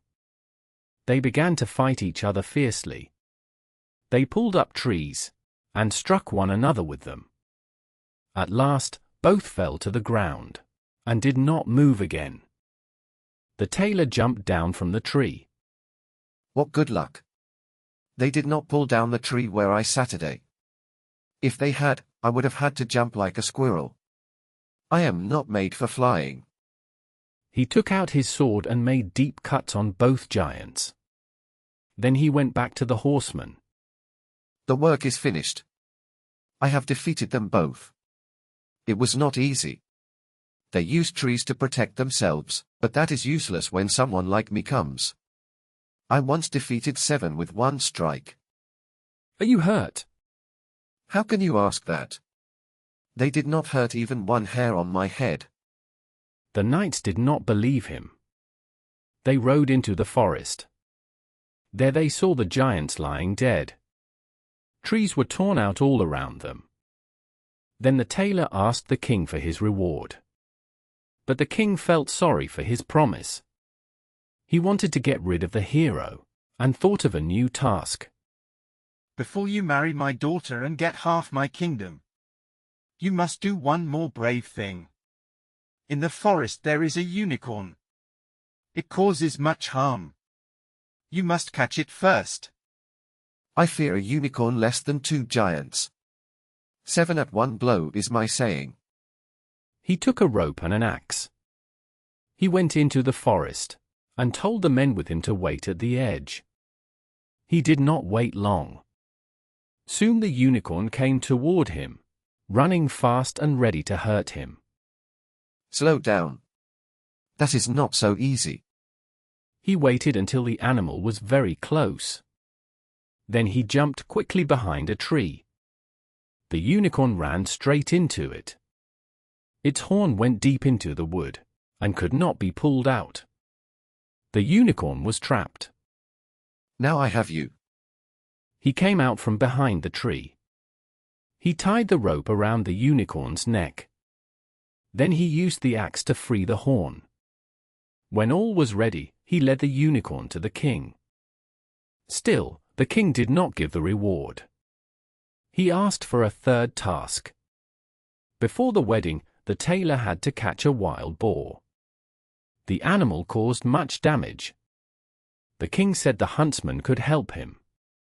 With pleasure. This is nothing at all. But he left the huntsman behind. They were glad, for the boar had frightened them many times before. They did not want to hunt it again. When the boar saw the tailor, it ran at him. Its mouth was open, and its teeth shone. It tried to knock him down. But the quick hero jumped into a small chapel nearby. At once he jumped out through a window on the other side. The boar ran in after him. The tailor ran around and shut the door. The boar was trapped. It was too big and heavy to jump out of the window. The tailor called the huntsman so they could see the captured boar. Then he went to the king. At last, the king had to keep his word. He gave the tailor his daughter, and half of his kingdom. If the king had known that the hero was only a tailor, not a real warrior, he would have been very unhappy. The wedding was held with great show. But there was little joy. A tailor had become a king. After some time, the young queen heard her husband talking in his sleep. Boy, make me a coat. Then mend these trousers. Or I will hit you with my measuring stick. Then she understood who her husband really was. In the morning she told her father. She begged him to free her from her husband, who was only a tailor. Tonight leave your bedroom door open. My servants will stand outside. When he sleeps, they will come in. They will tie him and carry him to a ship. The ship will take him far away. The queen liked this plan. But the king's armor-bearer heard everything. He went to the young king and told him the whole plan. I will end this soon. That evening, at their usual time, they went to bed. When his wife thought he was asleep, she got up. She opened the door and lay down again. The tailor was not asleep. He only acted like he was sleeping. Then he shouted in a loud voice. Boy, make me a coat. Then fix these trousers. If you do not, I will hit you with my ruler.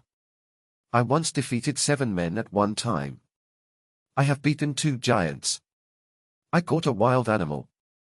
I am not afraid of the men outside my room. When the men heard this, they felt very scared. They ran away very fast, like someone was chasing them. After that, no one wanted to stand against the tailor. So the tailor became a king. He lived happily for the rest of his life. Many years ago, there was a sweet little girl. Everyone who knew her loved her.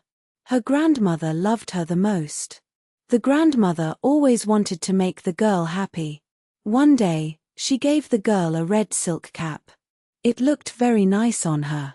The girl liked it so much that she wore nothing else. So people called her Little Red Cap. One day, Little Red Cap's mother spoke to her. Come here, Redcap. Take this basket to your grandmother. Inside is some meat and a bottle of wine. Your grandmother is weak and not well. This food will help her. Go early and walk carefully. The grandmother lived far away in the forest. It was a long walk from the village. When little Redcap walked among the trees, she met a wolf. She did not know the wolf was dangerous, so she was not afraid. Good morning, little Redcap. Good morning. Where are you going so early? I am going to my grandmother's house. What do you have in your basket? I have some meat and wine. We made the food yesterday. My grandmother is very weak. This food will help her feel better. Where does your grandmother live? She lives about 20 minutes farther in the forest. Her house is under 3 big oak trees. There are nut bushes nearby. You can see it easily. The wolf thought to himself. He wanted to trick them. He planned to reach the house first.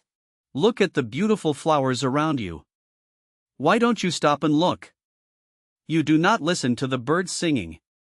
You walk too fast. The forest is bright and happy. Little Redcap looked around her. She saw sunlight moving through the trees. She saw many pretty flowers. She thought she had time, so she went off the path to pick flowers. While she did this, the wolf ran straight to the grandmother's house. Who is there? It is little Redcap. I brought you meat and wine. Please open the door. Lift the latch. I am too sick to get up. The wolf went inside quickly. Soon, the grandmother was gone. The wolf took her place. He lay down in the bed and fell asleep.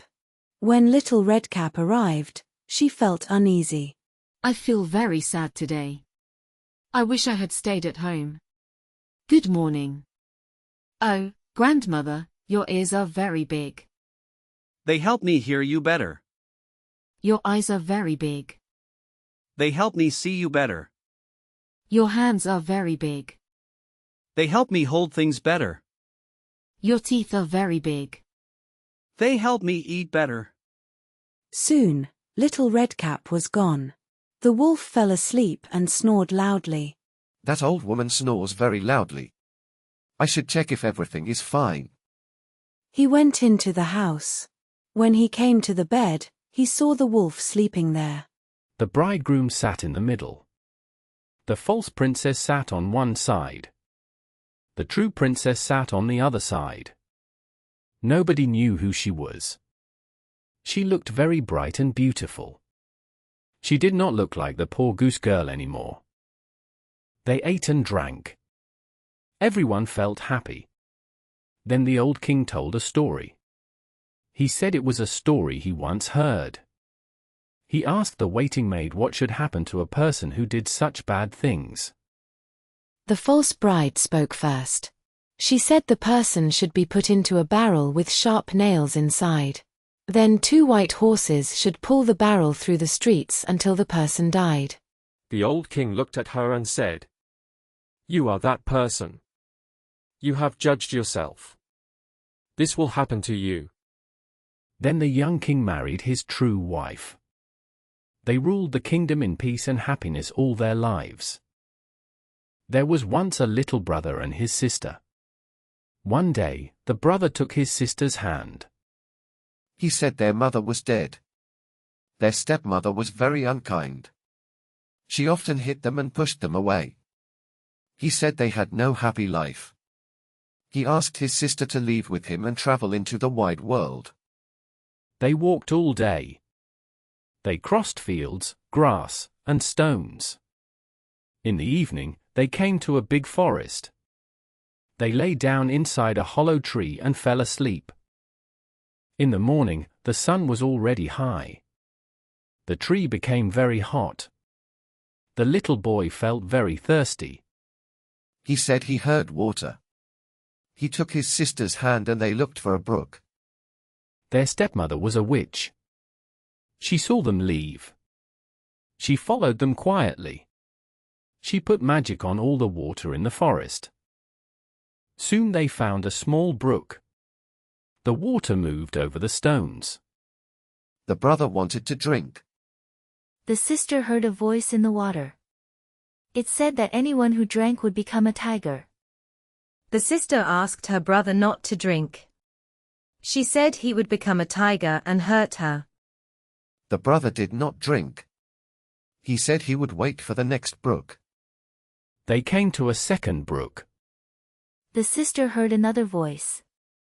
It said anyone who drank would become a wolf. The sister cried and asked her brother not to drink. He agreed again and said he would wait. Then they reached a third brook. The sister heard the water say that anyone who drank would become a fawn. She begged her brother not to drink. But he was too thirsty. He knelt down and drank the water. At once, he changed into a little fawn. The sister cried. The little fawn cried too. He stayed close to her. Then the sister spoke kindly. She said she would never leave him. She took her golden band and put it around his neck. She made a soft rope from plants and tied it to him. They walked deeper into the forest. After a long time, they found a small empty house. The sister thought it was a good place to stay. She made a soft bed from leaves and moss for the fawn. Every morning she found roots, berries, and nuts for herself. She brought soft grass for the fawn. In the evening, she prayed and rested her head on the fawn's back. She slept peacefully. She wished her brother could become a boy again. They lived quietly in the forest for a long time. One day, the king came to hunt in the forest. The fawn heard horns, dogs, and people calling. He felt excited. He wanted to run with them. He asked his sister to let him go. At first, she was afraid. But at last she agreed. She told him to come back in the evening. She said he must knock on the door and speak to her. If he did not speak, she would not open the door. The little fawn was very happy. He ran into the forest with joy and freedom. She thought, if they are there, I should go there too. So she walked up to them.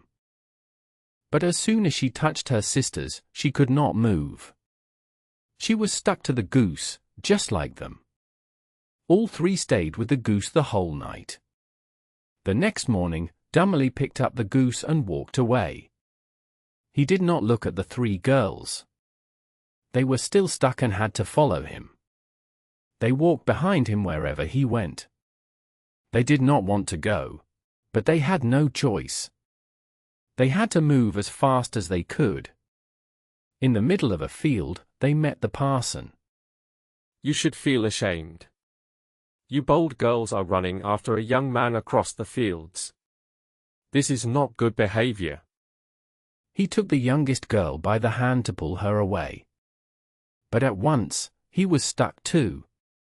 He had to walk along with them. Soon the clerk came by. He saw his master, the parson, running after the girls.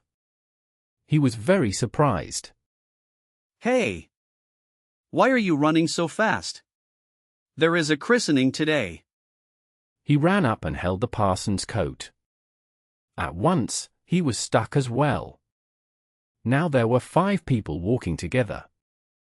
As they walked on, they met 2 workers coming back from the fields.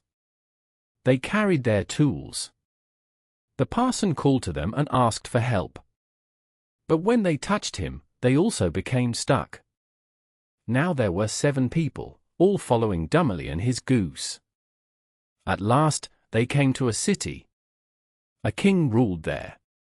He had one daughter. The princess was quiet and serious. No one could make her laugh. Any man who can make my daughter laugh may marry her. When Dummely heard this, he went to the princess. He brought the goose and all the people stuck behind it. When the princess saw the 7 people holding each other and running in a line, stepping on each other's feet, she began to laugh loudly. She laughed for a long time. She is my bride. They were married. Dummely became the next king. He lived a long and happy life with his wife. There was once a young man who became a soldier. He was very brave. He always went to the front when there was danger. While the war lasted, his life was good. When peace came, the army sent him away.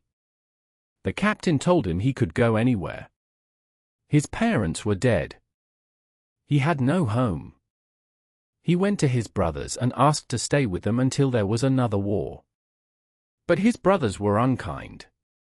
They said they could not use him for anything. They blamed him for his life.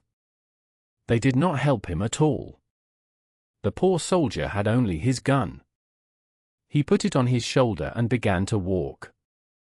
After some time, he came to a wide open land. There were only some trees in a circle. He sat down under them and felt very sad. I have no money. I only know how to be a soldier. Now there is peace, and no one needs me. I will starve. Suddenly he heard a sound. He looked up and saw a stranger. The man wore a grey coat and looked important. But he had a strange foot. I know what you need. You need gold and good things. I will give you more than you can spend. But first I must know if you are brave. I do not want to waste my money. A soldier cannot be a coward. You can test me. Then look behind you. The soldier turned around. He saw a big bear looking at him in an angry way. The soldier stayed calm. He lifted his gun and shot the bear in the head. The bear fell down and did not move again. Now I know you are brave. But there is one more rule. If it does not ruin my future life, I will agree. That is for you to decide. For 7 years, you must not wash. You must not comb your hair or beard. You must not cut your nails. You must not say any prayers.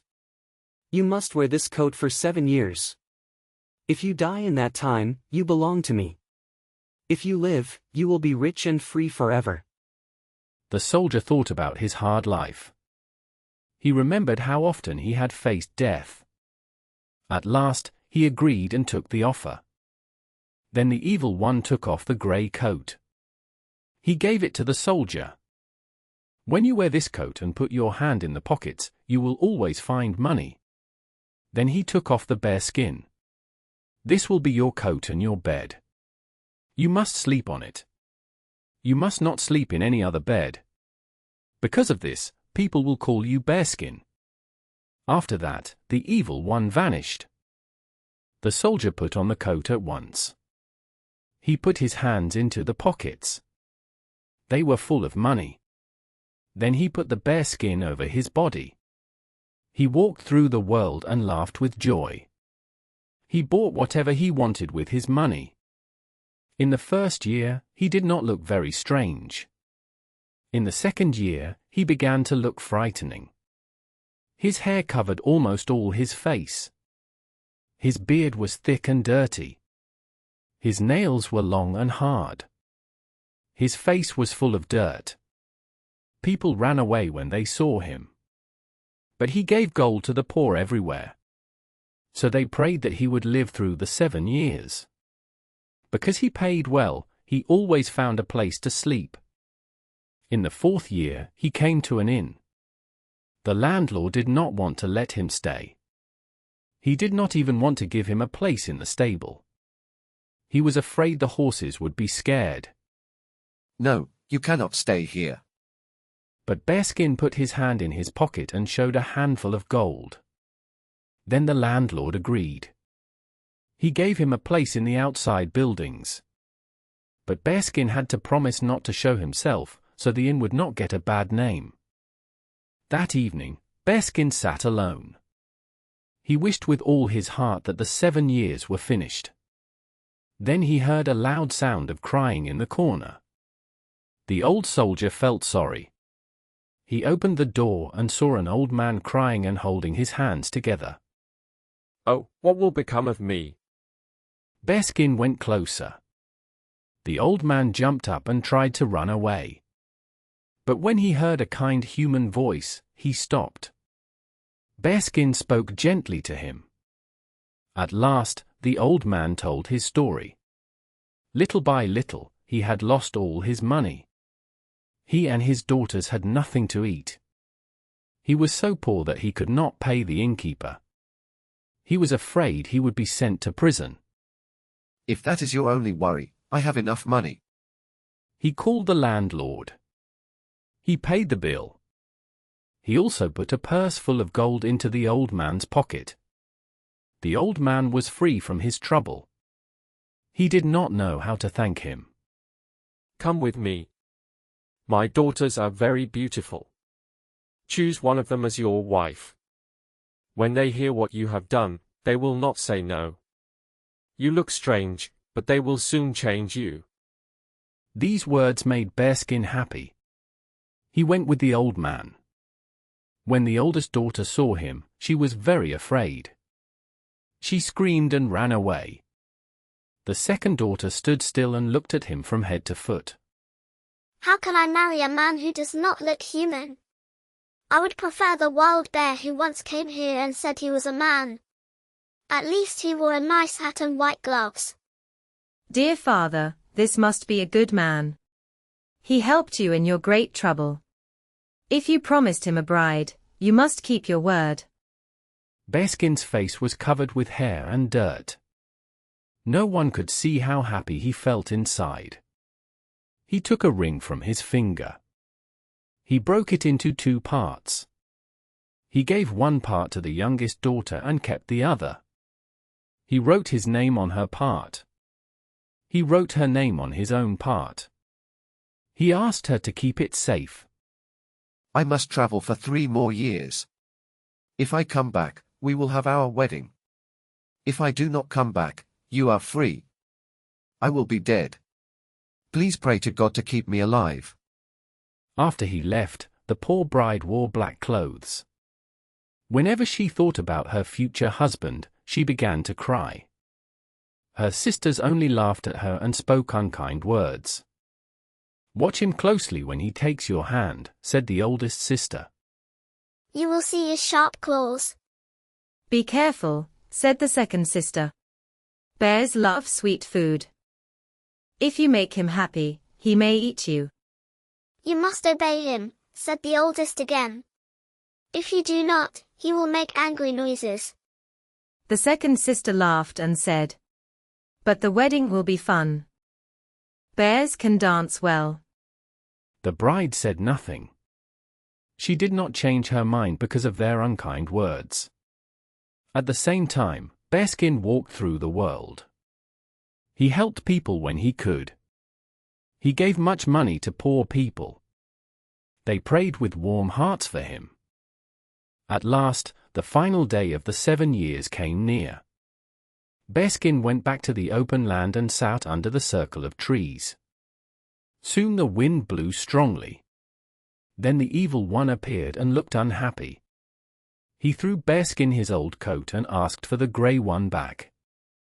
We are not finished yet, said Bearskin. You must clean me first. So the evil one had to bring water. He washed the soldier. He combed his hair and cut his nails. After this, Bearskin looked like a brave soldier again. He was even more handsome than before. When the evil one was gone, Bearskin felt light and happy. He went to the nearest town. He bought a fine velvet coat. He hired a carriage with 4 white horses. In this carriage, he went to his bride's house. No one knew who he was. The father thought he was a famous general. He led him into the room where his daughters sat today. Bearskin had to sit between the 2 older sisters. They gave him wine. They filled his plate with the best food. They had never seen such a handsome man. The bride sat across from him. She wore black clothes. She did not look up. She did not speak. After some time, the soldier asked the father if he could marry one of his daughters. At once, the two older sisters stood up. They ran to their rooms to dress in their best clothes. Each one hoped she would be chosen. When the stranger was alone with the bride, he took out half of a ring. He dropped it into a cup of wine and gave it to her. She drank the wine. Then she saw the half ring at the bottom. Her heart began to beat fast. She took out the other half of the ring.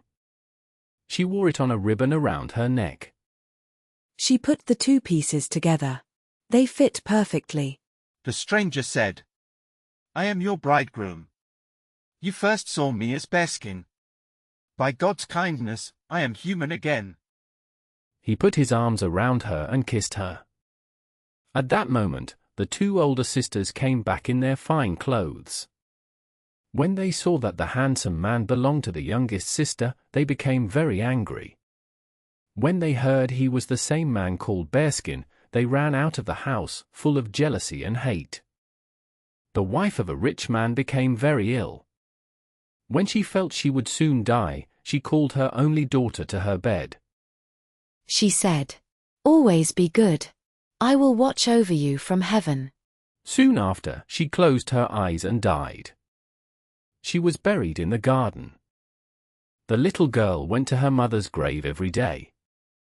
She cried there and stayed kind and good to everyone. In winter, snow covered the grave in white. When the sun melted the snow, her father had already married another woman. The new wife had two daughters. They were pretty on the outside but cruel inside. Life became very hard for the poor girl. "What is this useless child doing in the living room?" they said.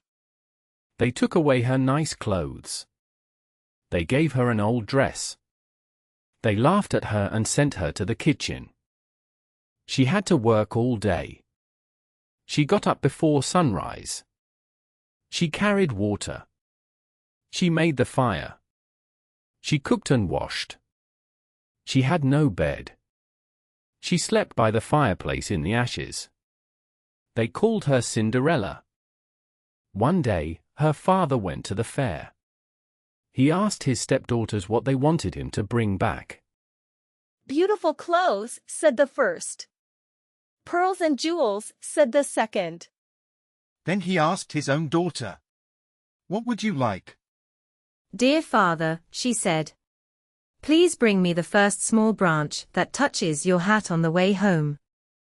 He bought the clothes and jewels for the older girls. On his way home, he rode through a green wood. A small hazel branch touched his hat. He broke it off. When he reached home, he gave it to his daughter. She took the little plant and went to her mother's grave. She planted it there. She cried for a long time, and her tears fell on the ground and watered the plant. The plant grew and became a tall, strong tree. Soon, a small bird came and built a nest in the tree. The bird talked with her and watched her, and it brought her many things she wished for. One day, the king of the land planned a great feast. The feast would last 3 days. During the feast, the king's son would choose a wife. Cinderella's 2 sisters were invited. "Comb our hair. Clean our shoes. Tie our ribbons. We are going to dance at the king's feast." Cinderella did everything they asked. When she finished, she began to cry. She wanted to go to the dance too. At last, she asked her mother to let her go. "You, Cinderella, you have no nice clothes. You cannot dance. You want to go to the ball." Cinderella kept asking. Her mother wanted her to stop. "I will throw these peas into the ashes. If you pick them all out in 2 hours, you may go to the feast." The mother threw the peas into the ashes. Cinderella ran into the garden and cried for help. She called the birds to come and help her. Soon, 2 white doves came. Then more doves came. After that, many small birds came. They picked the peas from the ashes and put them into a bowl. In 1 hour, all the work was done. The birds flew away. Cinderella took the bowl to her mother. No. You still cannot go. You have no clothes and cannot dance. Cinderella begged again. If you can pick 2 bowls of peas from the ashes in 1 hour, you may go. She threw 2 bowls of peas into the ashes. Cinderella went back into the garden and called the birds again.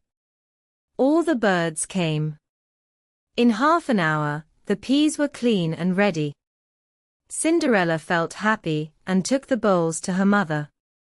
It is useless. You cannot go. You have no fine clothes. You would make us look bad.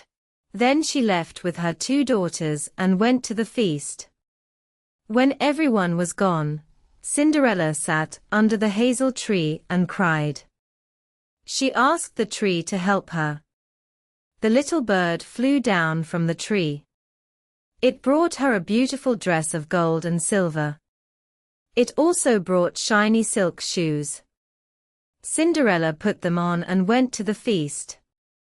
Her sisters did not know her. She looked so beautiful and rich.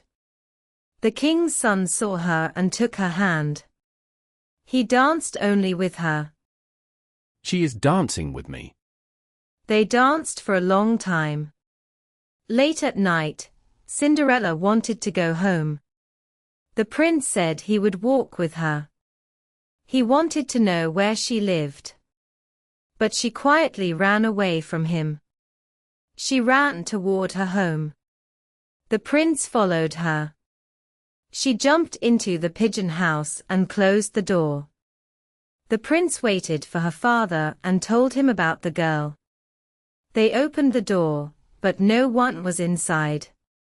When they went into the house, Cinderella was lying near the ashes in her old dirty dress.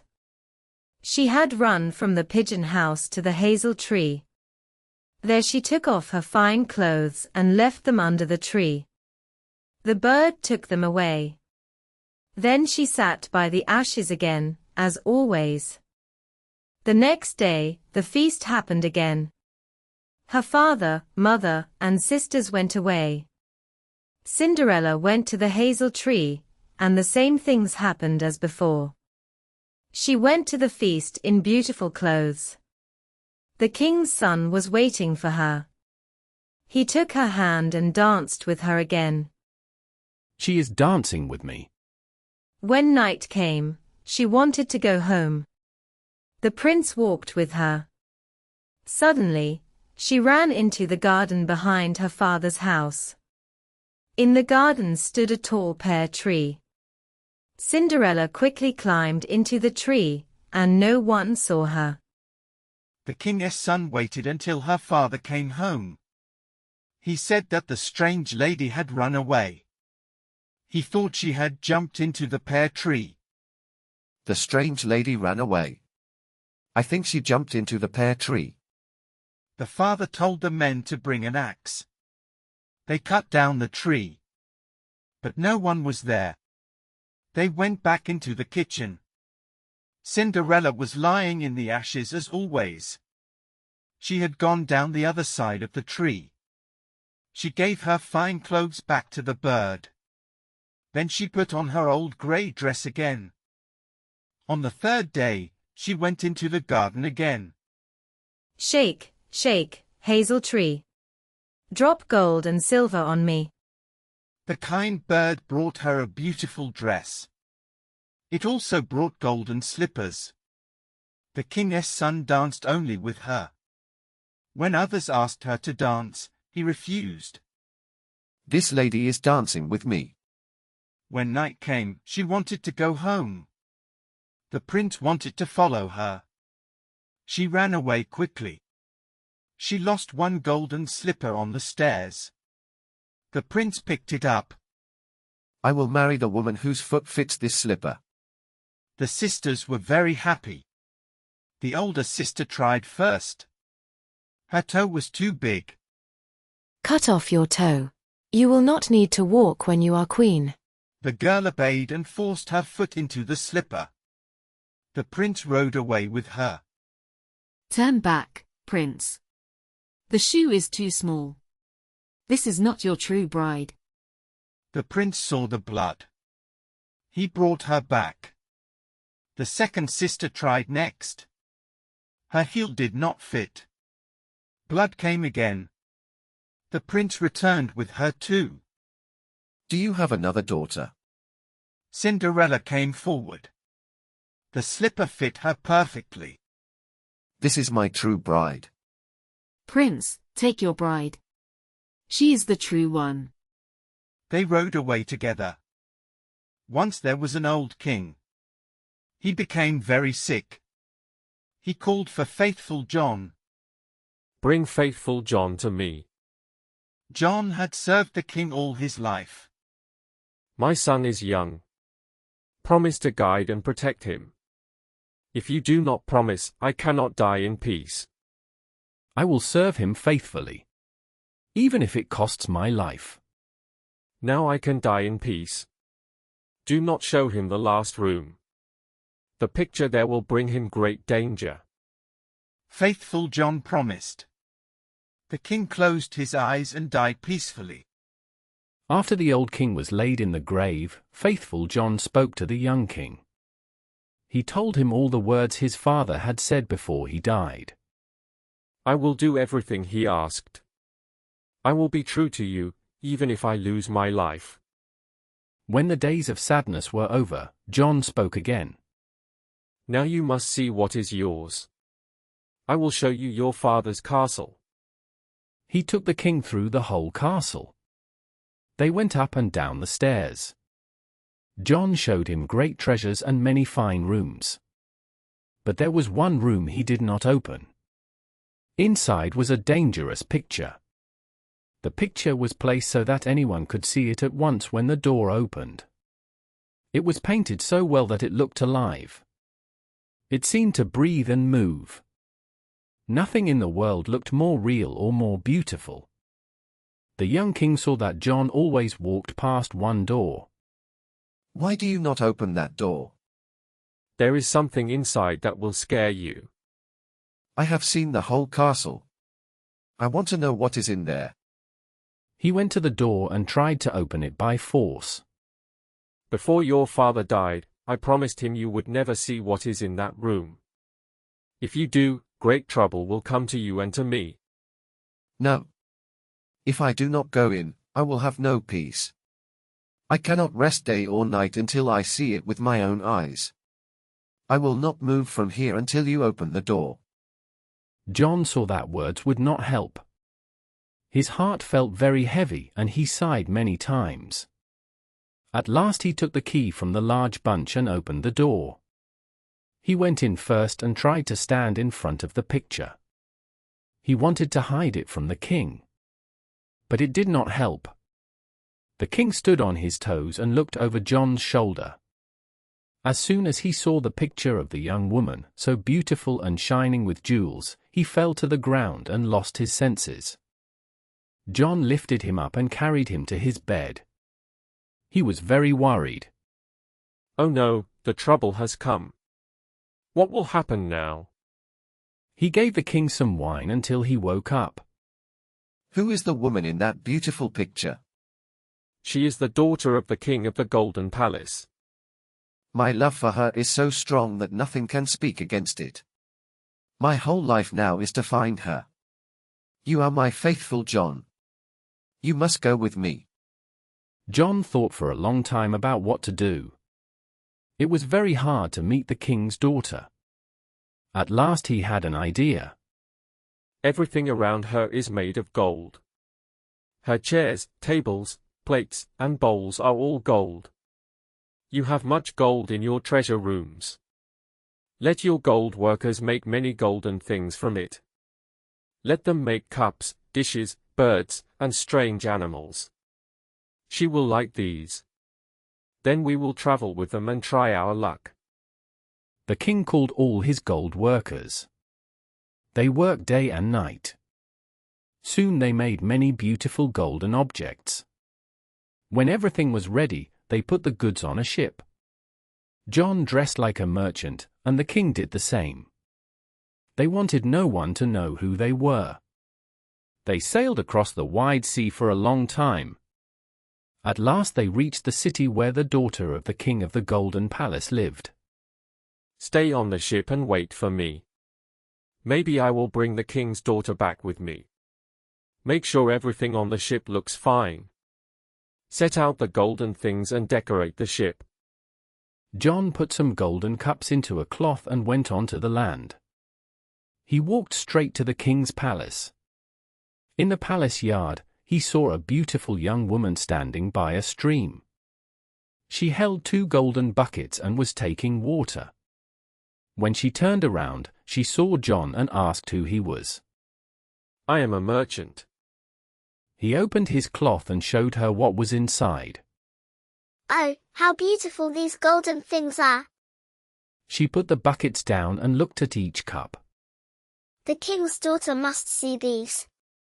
She loves everything made of gold. She will buy all of them. She took John by the hand and led him inside, for she was the maid of the princess. When the king's daughter saw the golden cups, she felt very happy. They are very beautiful. I want to buy them all. I am only a servant of a rich merchant. These cups are small things. My master has much finer gold work on his ship. The king's daughter then wanted to see all of them. That will take many days. There are so many things that your palace has no room for them. This made her even more curious. Take me to the ship. I want to see the treasure myself. The faithful John took her to the ship with great joy. When the king saw her, he saw that she was even more beautiful than her picture. He felt so moved that his heart beat very fast. She stepped onto the ship, and the king went with her below the deck. The faithful John stayed above with the sailor. He told him to set the ship free and raise all the sails. He wanted the ship to move very fast. Below, the king showed the princess all the golden treasures. There were plates, cups, bowls, birds, and many strange animals. She looked at them for many hours. She was so happy that she did not see the ship moving far away. When she saw the last treasure, she thanked the merchant and wanted to leave. But when she went up on deck, she saw only the open sea. The land was far away. The ship was sailing fast. I have been tricked. A strange merchant is taking me away. I would rather die. I am not a merchant. I am a king, born the same as you. It is true that I brought you here, but I did it because I love you very much. When I first saw your picture, I fainted from love. When the king's daughter heard this, she felt calm again. Her heart turned toward him. She agreed to become his wife. While they traveled on the sea, the faithful John sat on the deck and played music. He saw 3 crows flying toward the ship. He stopped playing and listened, because he could understand their words. There he is, taking home the daughter of the king of the Golden Palace. But he is not home yet. But she is with him. She is sitting beside him on the ship. That does not matter. When they go on land, a fox-colored horse will run to them. The young king will ride it. The horse will then rise into the air, and he will never see his bride again. Is there a way to stop this? Yes. If another person quickly rides behind him and uses the tools in the saddle to stop the horse, the young king will be safe. But anyone who knows this and tells it will turn into stone from the feet to the knees. I know more. Even if the horse is stopped, the young king may still lose his bride. When they reach the castle, a beautiful wedding shirt will lie on a dish. It will look like gold and silver, but it is dangerous. If he puts it on, it will hurt him badly. Is there a way to stop that? Yes. If someone picks up the shirt with gloves and throws it into the fire, the king will be safe. But anyone who knows this and tells it will turn into stone from the knees to the heart. I know even more. Even if the shirt is destroyed, there is still danger. After the wedding, there will be a dance. While the young queen dances, she will suddenly turn pale and fall down like she is dead. If no one helps her at once and removes the danger from her, she will die. But anyone who knows this and tells it will turn completely into stone, from head to toe. After the crows finished speaking, they flew away. The faithful John understood every word. From that moment, he became quiet and sad. If he kept the secret, bad things would happen to his master. If he spoke about it, he would lose his own life. At last he said to himself, I will save my king, even if I lose my own life. When they came to land, everything happened as the crow had said. A very large horse, red like a fox, jumped up. Excellent, said the king. This horse will take me to my castle. He tried to get on it. At once, faithful John ran forward. He jumped up quickly. He took the guns and stopped the horse forever. The other servants were angry. They did not like faithful John. They said, "How terrible! He stopped a beautiful horse. The king could have ridden it to the castle." But the king said, "Be quiet. Let him go. He is my faithful John. He may have done something good." They went into the castle. In the great hall there was a dish. In it lay the beautiful wedding shirt. It shone like gold and silver. The young king went to take it. Faithful John pushed him back. He took the shirt with gloves. He carried it fast to the fire and let it burn. The other servants complained. They said, "Look, he is burning the cake." As soon as she entered, he spoke to her. He asked if she had prayed in the church. She said yes. She said she kept thinking about faithful John. She felt sad because he suffered because of them. Then the king spoke again. He said they could bring John back to life. But he said the price was very high. He said they would have to give up their 2 young sons. The queen turned very pale. She felt deep fear in her heart. But she spoke with courage. She said they were responsible for John because he was always loyal. The king felt happy that she agreed with him. He went to a small locked room. He opened it and brought out the children and faithful John. He thanked God and said John was saved. He said their sons were also safe. Then he told her everything that had happened. After that, they lived together in peace until the end of their lives. Once there was a king who was very sick. Everyone thought he would soon die. His 3 sons felt great sadness. They went into the palace garden and cried. There they met an old man. He asked why they were so sad. They told him their father was very ill. They said nothing could save him. The old man said he knew a way to help. He said the king could be healed if he drank the water of life. But he said it was very hard to find. The oldest son said he would find it. He went to his sick father and asked for permission to go. He said the water of life was the only hope. The king said no. He said the journey was too dangerous. He said he would rather die. But the son asked again and again. At last the king agreed. The prince went away. In his heart he thought that if he brought the water back, his father would love him most. He thought he would then become king. After riding for a long time, he met a small man on the road. The man asked where he was going so fast. The prince answered in a rude way. He did not want to explain. Then he rode away. The little man felt angry. Soon after, the prince reached a narrow path in the mountains. The path became smaller and smaller. At last he could not move forward. He could not turn his horse. He could not get down. He had to stay there and wait in fear. The sick king waited a long time for him. But the son did not return. Then the second son asked to go. He thought that if his brother was gone, the kingdom would be his. The king first said no. Later he agreed. The second prince rode on the same road. He met the same small man. The man asked where he was going. The prince answered in a proud and unkind way. He rode on without care.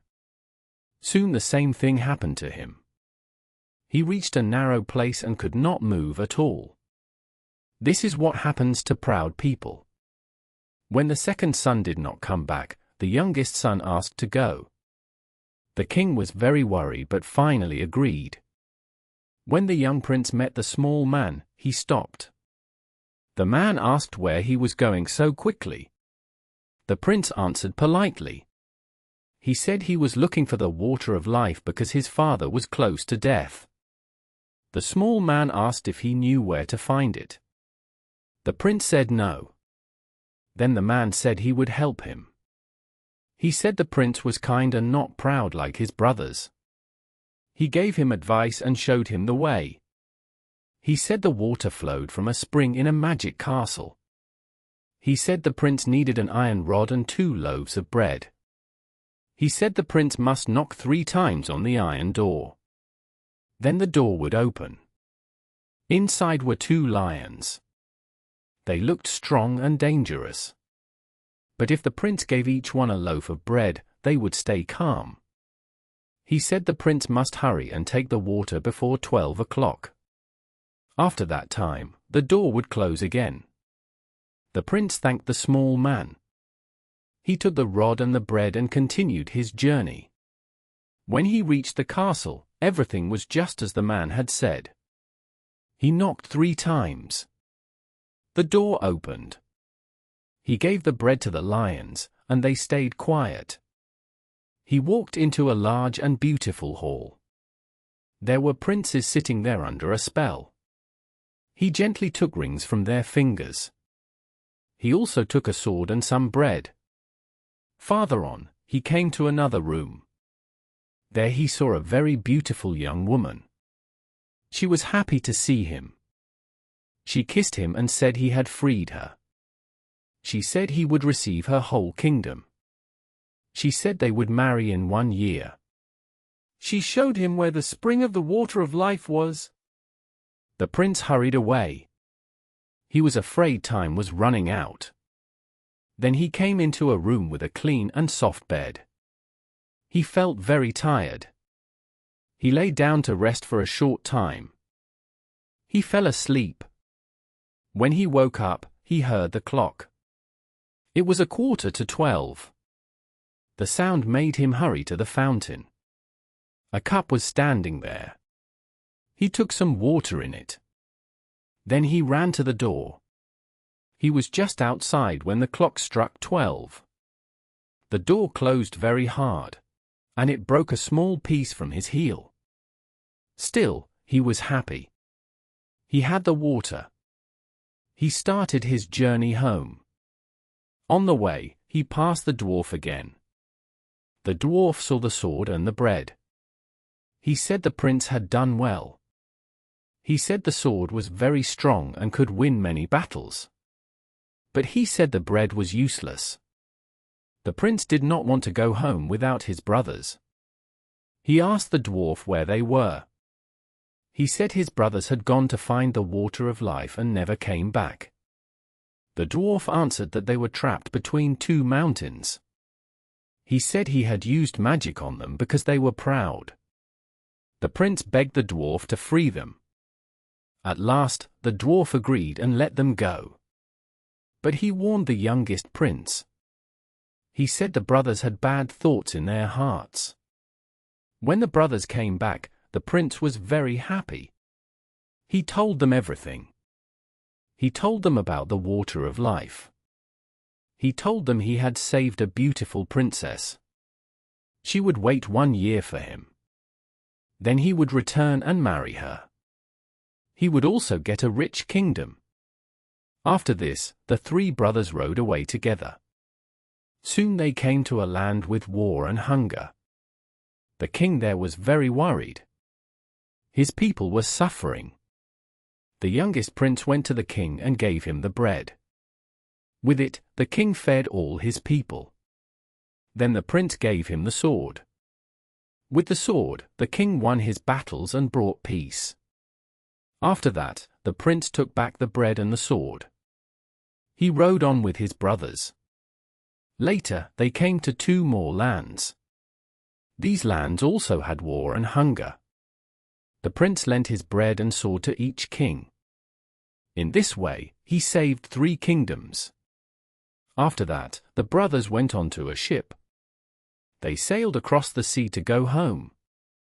During the trip, the 2 older brothers talked together. They said their younger brother had found the water of life, and they had not. They feared their father would give the kingdom to him. They became very jealous. They planned to harm him. One day, when he was asleep, they poured the water out of his cup. They took it for themselves. They filled his cup with salty water instead. When they reached home, the youngest prince went to his sick father. He gave him the cup to drink. The king drank a little. At once, he felt worse. The water tasted very bitter. While the king was in pain, the 2 older brothers came. They said the youngest had tried to harm their father. Then they gave the king the true water of life. He drank a little. Soon his sickness left him. He became strong and healthy again. The 2 brothers went to the youngest prince. They laughed at him. They said he had done all the hard work, but they got the reward. They said they had taken his cup while he slept on the ship. They also said that in 1 year, one of them would take his princess. They warned him to stay silent. They said the king would not believe him. If he spoke, he would lose his life. If he stayed quiet, he would be safe. The old king was still very angry with his youngest son. He believed the boy had planned to harm him. He called his court together. A secret order was given. The prince was to be shot. One day, the prince went hunting. He did not know of the danger. A huntsman went with him. When they were alone in the forest, the huntsman looked very sad. The prince asked what was wrong. The huntsman said he could not speak, but he must. The prince told him to speak and said he would forgive him. The huntsman then said the truth. He said the king had ordered him to shoot the prince. The prince was very afraid. He begged the huntsman to let him live. He offered his royal coat in return for the huntsman's coat. The huntsman agreed. He did not want to harm the prince. They changed clothes. The huntsman went back home. The prince walked deeper into the forest. Soon after this, 3 wagons came to the king's palace. They were full of gold and jewels. They were for the youngest son. The 3 kings sent them to say thank you. They were thankful for the sword that helped them win the war, and for the bread that fed their people. When the old king saw this, he said to himself that his son might be innocent. He felt deep sadness.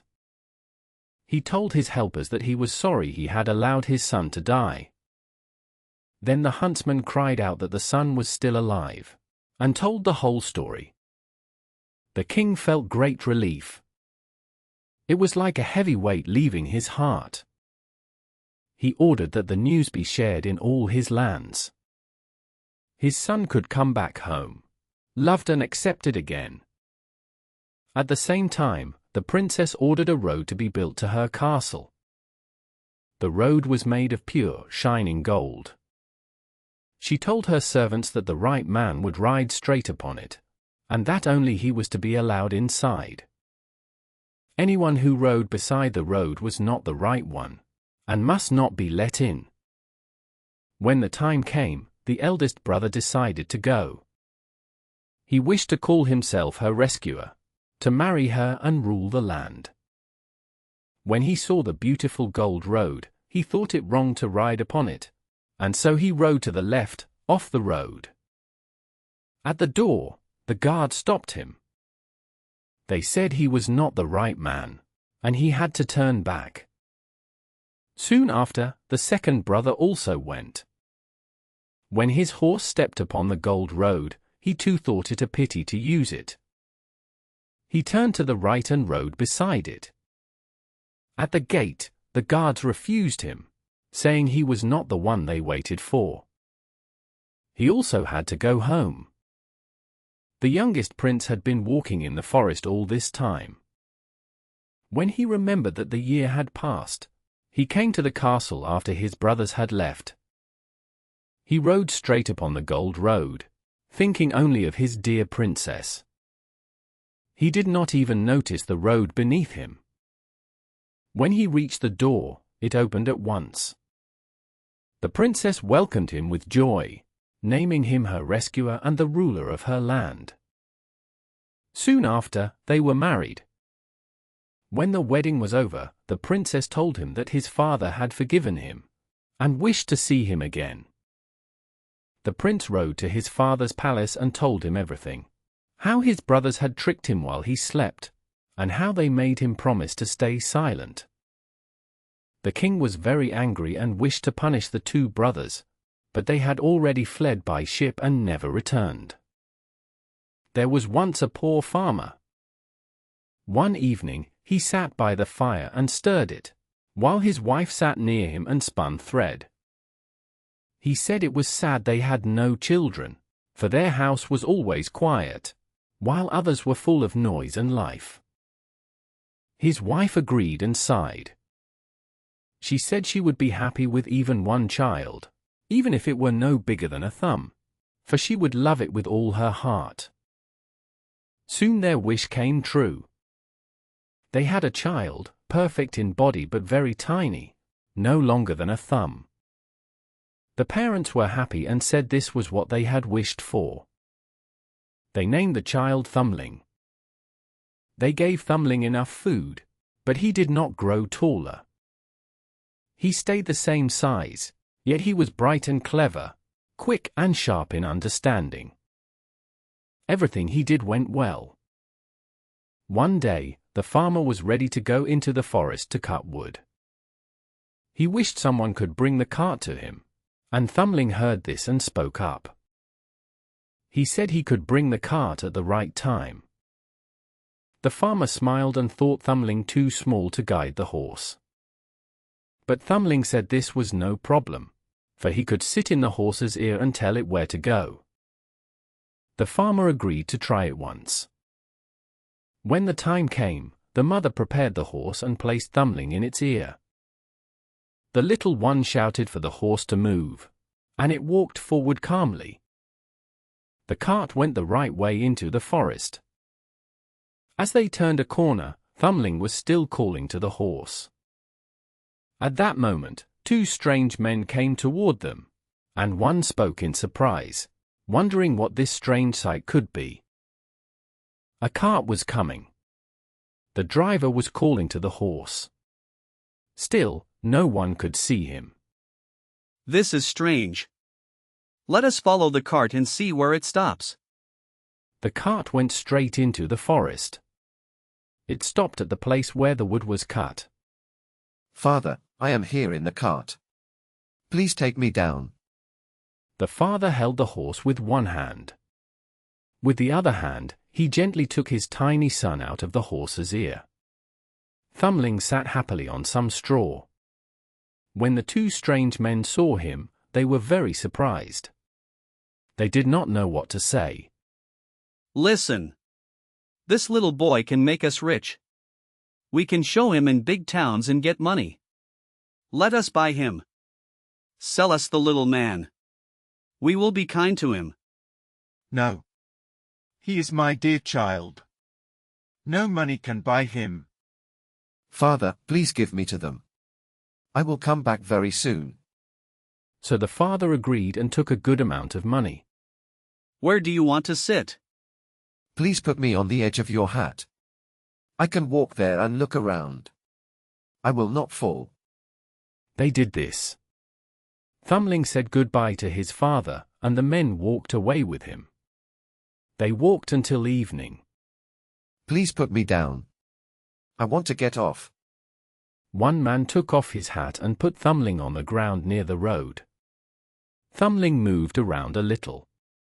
Then he quickly went into a small mouse hole. Good evening, gentlemen. Please go home without me. Ha, ha, ha. The men ran to the hole and pushed sticks inside, but they could not reach him. Thumbling went deeper inside. It became dark, so the men went home angry and with no money. It is dangerous to walk in the dark. Someone can easily fall and get hurt. Thank you. I can sleep here safely. He went inside the shell. After a short time, when he was almost asleep, he heard two men walking by. How can we take the rich pastor's silver and gold? I can help you. What was that? I heard a voice. Take me with you. I will help. But where are you? Look on the ground and listen to my voice. You little fellow, how can you help us? I can help a lot. I can go into the pastor's room through the bars. I can pass things out to you. Come with us. We will see. When they reached the house, Thumbling went inside the room. Do you want everything that is here? Please speak quietly. You will wake someone. What do you want? Do you want everything that is here? The cook in the next room heard this and sat up in bed. The thieves ran away in fear. The little boy is making fun of us. Be serious and give us something. I will give you everything. Just put your hands in. The maid heard this clearly. She jumped out of bed and ran to the door. The thieves ran away very fast. The maid could not see anyone, so she went to get a light. When she came back, Thumbling hid quietly in the storeroom. The maid looked everywhere but found nothing. She went back to bed and thought she had only imagined it. Thumbling climbed up into the hay and found a soft place to sleep. He planned to rest there until morning. Then he wanted to go home to his parents. But more troubles were waiting for him. The world has many hard moments. When morning came, the maid got up to feed the cows. Her first walk was to the barn. She took a big armful of hay. In that hay, little Thumbling was sleeping. He slept very deeply. He did not feel anything.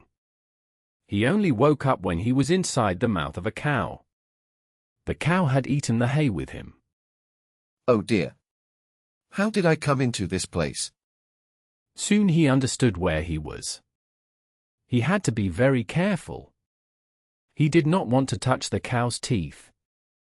He slowly moved down with the hay into the cow's stomach. This is a very small room. There are no windows.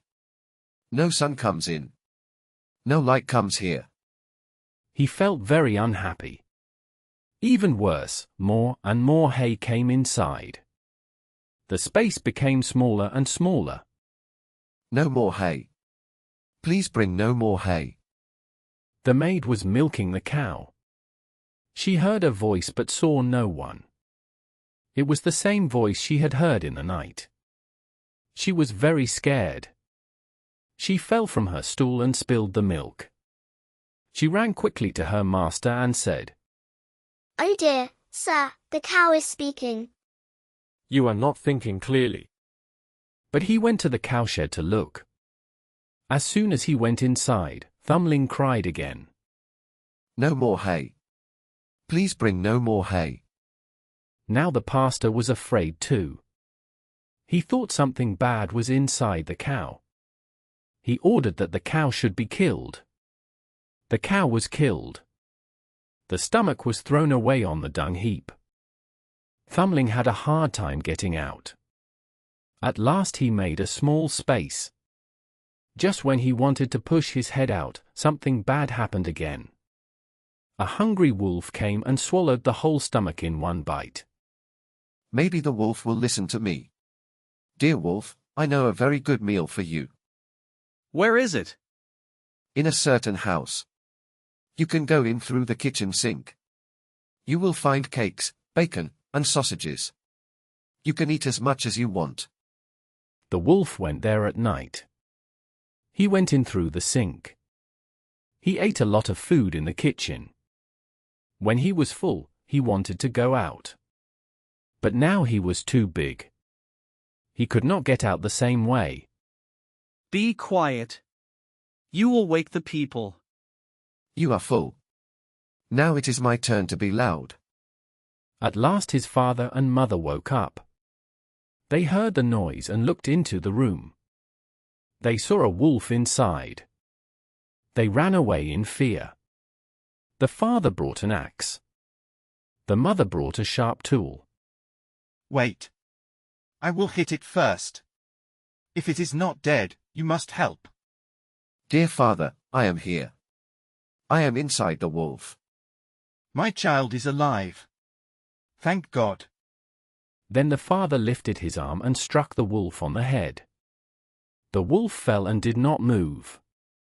They carefully opened the wolf and took little Thumbling out. Oh, we were so sad because of you. Yes, father. I have seen many places. I am happy to breathe fresh air again. Where have you been? I was in a mouse hole, then in a cow's stomach, and then in a wolf. Now I will stay with you. We will never sell you again. Not for anything in the world. They hugged and kissed their dear Thumbling. Once upon a time, there lived a king and a queen. They had no children. This made them very sad. One day the queen walked by a river. Your wish will come true. You will soon have a daughter. What the fish said soon happened. The queen had a baby girl. The child was very beautiful. The king was full of joy. He could not stop looking at her. He decided to have a great feast. He invited his family, his friends, and his neighbors. He also invited all the fairies, so they would be kind to his little daughter. In the king's land, there were 13 fairies. But the king had only 12 golden plates. So he invited only 12 fairies and left one out. The invited fairies came to the feast. After the meal, they gave gifts to the baby princess. One gave her goodness. Another gave her beauty.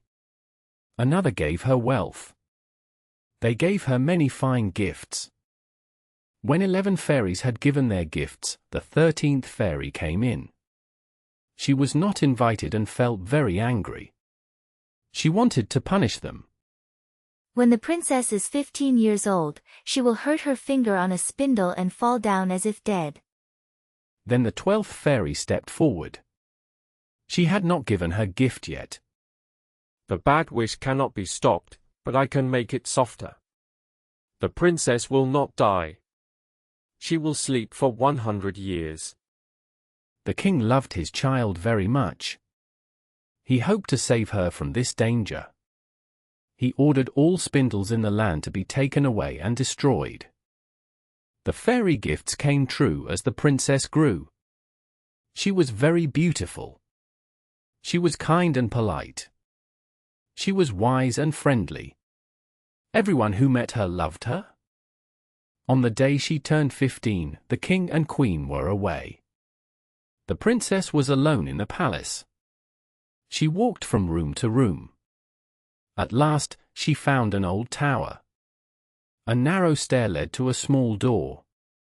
There was a golden key in the door. She turned it, and the door opened. Inside sat an old woman. She was busy spinning. What are you doing? I am spinning. The old woman nodded. The princess watched the spindle turn. She thought it looked nice. She took it in her hand and tried to spin. As soon as she touched it, the old wish came true. She fell to the floor and went into a deep sleep. She was not dead, only sleeping. At that moment, the king and queen came home. They also fell asleep. Everyone in the palace slept. The horses slept in their stalls. The dog slept in the yard. The birds slept on the roof. Even the flies on the walls slept. The fire stopped burning. The food stopped cooking. In the kitchen, the cook stopped moving, and the boy stayed still. Everything became quiet and asleep. Soon a tall hedge of thorns grew around the palace. Every year it grew higher and thicker. At last, the palace was fully hidden. No one could see the roof or chimneys. People in the land spoke about the beautiful sleeping princess. They called her Briar Rose. From time to time, princes came to find her. They tried to go through the thick hedge, but they could not pass. The bushes held them fast, and they never returned. Many years later, another young prince came to the land. An old man told him the story. He spoke about the thorns and the hidden palace. He said a lovely princess slept inside with all her people. He also said many princes had tried before and had failed. Many princes have tried before, and they have all failed. I am not afraid. I will go and see Briar Rose. The old man tried to stop him, but the prince went on. That day, the 100 years ended. When the prince reached the hedge, he saw only soft flowering bushes. He walked through them easily. After he passed, the bushes closed again. He came to the palace. In the yard, the dogs slept. The horses slept in the stalls. The birds slept on the roof. Inside, the flies slept on the walls. In the kitchen, the cook still held her hand in the air. The maid sat holding a bird, ready to clean it. The prince walked on in silence. He heard only his own breathing. At last, he reached the old tower. He opened the small door. There lay Briar Rose, asleep. She looked so beautiful that he could not look away. He bent down and kissed her. At once, she opened her eyes and woke up. She smiled at him. They walked out together. Soon the king and queen woke up too. All the people in the palace woke up. They looked at one another with great surprise. The horses stood up and shook their bodies. The dogs ran around and barked. The pigeons lifted their heads, looked around, and flew to the fields. The flies left the walls with a soft noise. The fire in the kitchen burned brighter and cooked the food. The meat turned on the spit again. The cook lightly hit the boy on the ear, and he cried. The maid went on pulling feathers from the bird. Then the prince married Briar Rose. They lived together in peace and joy for all their lives. A king was once hunting in a big forest. He followed the animal very fast. His men could not keep up with him. When evening came, he stopped. He looked around and saw that he was lost. He tried to find a way out, but he could not. Soon he saw an old woman with a shaking head walking toward him. "Good woman, can you show me the way out of this forest?" Yes, my king, I can help you. But you must agree to one thing. If you do not, you will never leave this forest and will have no food. What is this thing? I have a daughter. She is very beautiful. She should be your wife. If you make her your queen, I will show you the way. The king was very worried and agreed. The old woman took him to her small house. Her daughter sat by the fire. She welcomed the king as if she knew he would come. The king saw she was very beautiful. But she made him feel uneasy, and he did not know why. Still, he put the girl on his horse. The old woman showed him the path. The king reached his palace safely. Soon after, the wedding was planned. The king had been married before. He had 7 children with his first wife. There were 6 boys and 1 girl. He loved them very much. After some time, he began to fear that the new queen might not be kind to them. He was afraid they could be hurt. So he took them to a quiet castle deep in the forest. The castle was hidden very well. The path was hard to find. The king could not find it alone. A wise woman gave him a ball of cotton. When he threw it on the ground, it rolled and showed the right way. The king visited his children often. The queen saw that he was away many times. She became curious. She wanted to know where he went. She gave a lot of money to the servants. They told her the secret. They also told her about the cotton ball. After that, she could not rest. She searched until she found the cotton. Then she made 6 small shirts from fine silk. Her mother had taught her something secret, and she put it into the shirts. One day, when the king went hunting, she took the shirts and went into the forest. The cotton showed her the path. When the children saw someone coming, they thought it was their father. They ran out happily. The queen threw a shirt over each boy.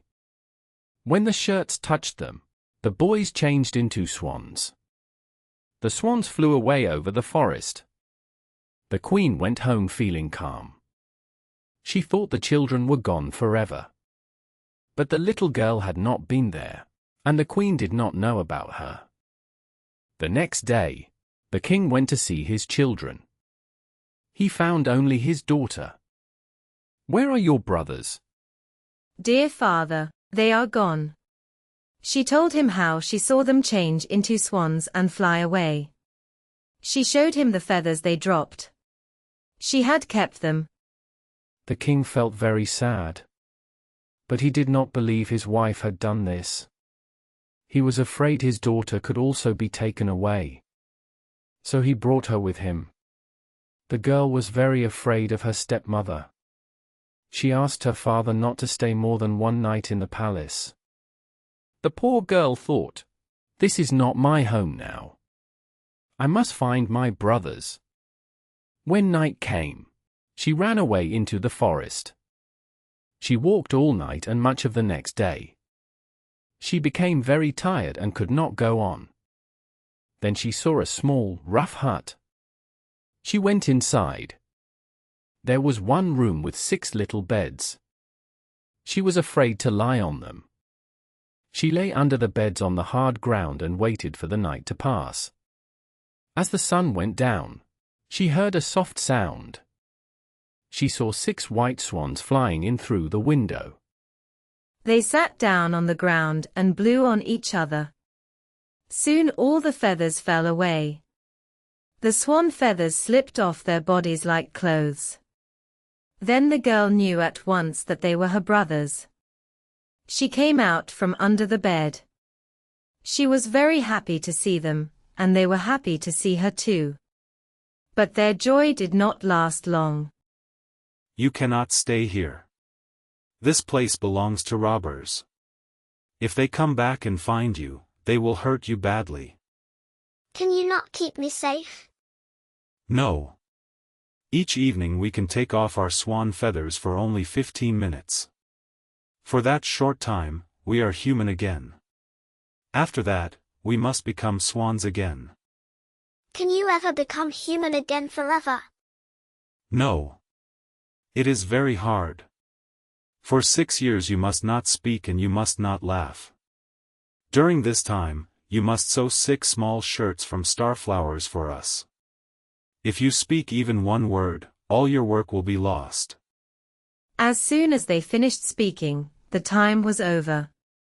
They flew out of the window again as swans. The little sister made a strong promise in her heart. She would save her brothers or die trying. She left the cottage and went deep into the forest. That night she slept in the branches of a tree. The next morning, she went out and picked starflowers to sew the shirts. She had no one to talk to. She did not feel like laughing. She sat in the tree and worked quietly every day. After some time, the king of that land came to hunt in the forest. His hunters saw the girl in the tree. They called to her and asked who she was. She did not answer. Come down. We will not hurt you. She only shook her head. When they asked again, she threw down her gold necklace. She hoped this would make them go away. But they stayed. She threw down her belt, and then her fine dress, but it did not help. At last, one hunter climbed the tree and brought the girl down. He took her to the king. The king asked her who she was and why she sat in the tree. She gave no answer. He spoke to her in many languages, but she stayed silent, like a fish. The king saw that she was very beautiful. His heart felt warm toward her. He put his cloak around her and lifted her onto his horse. He took her to his castle. He ordered fine clothes for her. She was bright like sunlight, but she never spoke. I will marry this girl and no other. After some days, he married her. The king had a cruel stepmother. She was angry about the marriage and spoke badly about the young queen. No one knows where she comes from. A woman who cannot speak is not fit to be queen. A year later, the queen had her first baby. The old woman took the baby away. Then she told the king that the queen had done something terrible. But the king did not believe her. He did not let anyone harm his wife. The queen sat quietly and kept sewing her shirts. When the second child was born, the old woman did the same thing. Again she lied to the king. She is good and kind. If she could speak, she would show the truth. When the third child was taken, the old woman again blamed the queen. The queen said nothing. At last, the king had to let others judge the case. The queen was sentenced to a very cruel punishment. When the day came, it was the same day her brothers could be freed. The 6 shirts were ready, but the last one was missing one sleeve. As she was led to the place of punishment, she carried the shirts on her arm. Just as everything was about to begin, she looked up and saw 6 swans flying in the sky. Her heart jumped with joy. The swans came close to her. She threw the shirts over them. At once, the feathers fell away. Her brothers stood there alive and well. But the youngest brother still had a swan's wing instead of his left arm. They hugged and kissed each other. Then the queen went to the king. He was very shocked and could not speak. The queen said she wanted to talk. She said she was innocent and wrongly blamed. She told him how the bad woman took her 3 children and hid them. When she finished her story, the king felt great joy. The bad stepmother was taken away and punished for her actions. After that, the king and queen lived happily. They lived in peace and had a good life with their 6 brothers. Rapunzel. Long ago, there lived a man and a woman. For a long time, they wanted a child, but nothing happened. One day, the woman felt hope in her heart. She believed God would give her a child. Their house had a small window at the back. From this window, they could see a beautiful garden. The garden was full of bright flowers and green plants. A high wall stood around it. No one went inside because it belonged to a powerful woman with magic. People were very afraid of her. One day, the woman stood by the window and looked into the garden. she saw a bed of green plants called Rapunzel. The leaves looked fresh and tasty. She wanted them very much. Each day, her wish grew stronger. She knew she could not get the plants. Soon she became weak and sad. Her face looked pale. Her husband grew worried and asked what was wrong. She told him that if she could not eat the Rapunzel from the garden, she would die. The man loved his wife very much. He decided to help her, no matter the risk. In the evening, when it was dark, he climbed over the wall into the garden. He quickly picked some Rapunzel and ran back home. His wife made a salad and ate it with joy. She liked it so much that the next day she wanted it even more. The man knew he had to go again. That evening, he climbed into the garden once more. This time, he saw the magic woman standing there. He felt great fear. She asked him angrily why he came into her garden and took her plants. The man begged her to forgive him. He said he did it to save his wife. He explained that she was very sick and needed the Rapunzel. The magic woman became calmer. She said he could take as much Rapunzel as he wanted. But she asked for one thing. When the baby was born, he must give the child to her. She promised to care for the child like a mother. The man was afraid and agreed. When the baby was born, the magic woman came at once. She named the child Rapunzel and took her away. Rapunzel grew into a very beautiful child. When she was 12 years old, the magic woman put her in a tall tower in the forest. The tower had no door and no stairs. At the top, there was only a small window. When the magic woman wanted to enter, she stood below and called, "Rapunzel, Rapunzel, let down your hair." Rapunzel had very long and golden hair. She untied her hair and let it fall down from the window. The magic woman climbed up using the hair.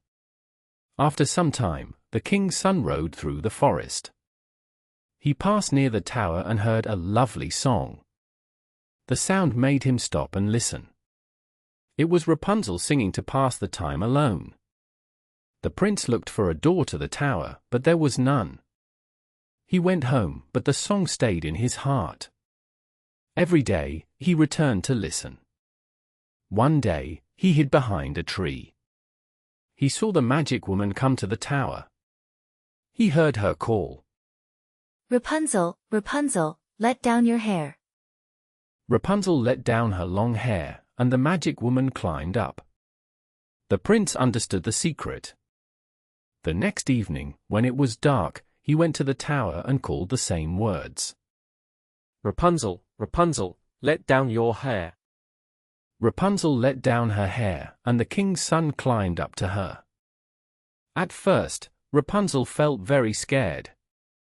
She had never seen a man before. But the king's son spoke to her kindly. He talked to her like a friend. He said his heart was so full of thoughts about her that he could not rest. That was why he came to see her. Slowly, Rapunzel was not afraid anymore. When he asked her to be his wife, she looked at him. He was young and good-looking. She thought he would love her more than old Dame Gothel. So she said yes and put her hand in his hand. She said she wanted to go away with him. But she did not know how to get down from the tower. She asked him to bring silk every time he came. With the silk, she would make a ladder. When the ladder was ready, she would climb down, and he would take her on his horse. They agreed on this plan. He would come every evening, because the old woman came only during the day. For a long time, the enchantress did not notice anything. One day, Rapunzel spoke without thinking. She said to Dame Gothel that the king's son was much lighter to pull up than her. She said he came up very fast. When the enchantress heard this, she became very angry. She shouted that Rapunzel had tricked her and had met someone from the outside world. In her anger, she grabbed Rapunzel's long hair. She cut it all off with scissors. The long braids fell to the ground. Then she took Rapunzel far away to a lonely desert place. Rapunzel had to live there with great sadness and pain. That same evening, the enchantress tied the cut hair to the window hook. When the king's son came and called for Rapunzel, she let the hair down. He climbed up the tower. But Rapunzel was not there. Instead, he saw the enchantress. She laughed at him and told him that Rapunzel was gone and he would never see her again. The king's son felt deep pain and great sadness. In his despair, he jumped down from the tower. He lived, but his eyes were hurt, and he could not see any more. Blind and alone, he walked through the forest. He ate roots and berries. He cried every day and felt only sorrow for his lost wife. He wandered like this for many years. One day, he came to the desert where Rapunzel lived in great hardship. He heard a voice that sounded familiar. He walked toward it. When they met, Rapunzel knew him. She held him and cried. Her tears fell into his eyes. Slowly, his eyes became clear again, and he could see as before. He took Rapunzel to his kingdom. The people welcomed them with joy. They lived together for a long time, happy and at peace. There was once a widow who had 2 daughters. One daughter was pretty and hard-working. The other was lazy and not nice. The mother loved the lazy daughter more, because she was her own child. The other girl was only a stepdaughter. She had to do all the housework and was treated very badly. Every day, the poor girl had to sit by a well near the road. She had to spin all day. She worked so much that her fingers began to bleed. One day, her blood marked the shuttle. She dipped it into the well to clean it. But it slipped from her hand and fell into the water. The girl began to cry. She ran home and told her stepmother what had happened. But the woman became angry. She scolded the girl and told her she must get the shuttle back. The girl went back to the well. She did not know what to do. She felt very sad and afraid. In her pain, she jumped into the well to get the shuttle. She lost her senses. When she woke up, she was in a beautiful green field. The sun was shining, and many flowers were growing there. She walked across the field. Soon she came to a baker's oven full of bread. The bread cried out and asked her to take it out, because it was ready and would burn. Please take us out. We are ready, and we will burn. She helped at once. She took out all the bread with a shovel. Then she walked on and came to an apple tree full of ripe apples. The tree asked her to shake it. She shook it until all the apples fell down. She put them into a pile and continued her way. Shake me, my apples are all ripe. At last, she came to a small house. An old woman looked out. She had very big teeth, and the girl felt afraid. She wanted to run away. But the old woman called to her kindly and asked her why she was afraid. "Stay with me," said the old woman. "If you do all the housework well, good things will happen to you. You must make my bed carefully. You must shake it hard until the feathers fly. When the feathers fly, it is snow on the earth. I am Mother Holle." The old woman spoke in a warm and gentle way. The girl felt brave and said yes. She began to work for Mother Holle. She did all her tasks well. She always shook the bed very hard. The feathers flew like snow. Her life there was happy. Mother Holle never spoke to her in anger. Every day there was good food, boiled meat or roasted meat. After some time, the girl felt sad. At first she did not understand why. Then she knew it was because she missed her home. Her life here was much better than at home, but still she wanted to go back. At last she said to Mother Holle, "I want to go home. I feel good here, but I cannot stay. I want to see my family again." Mother Holle said, "I am glad you want to go home. You worked honestly for me, so I will take you back myself."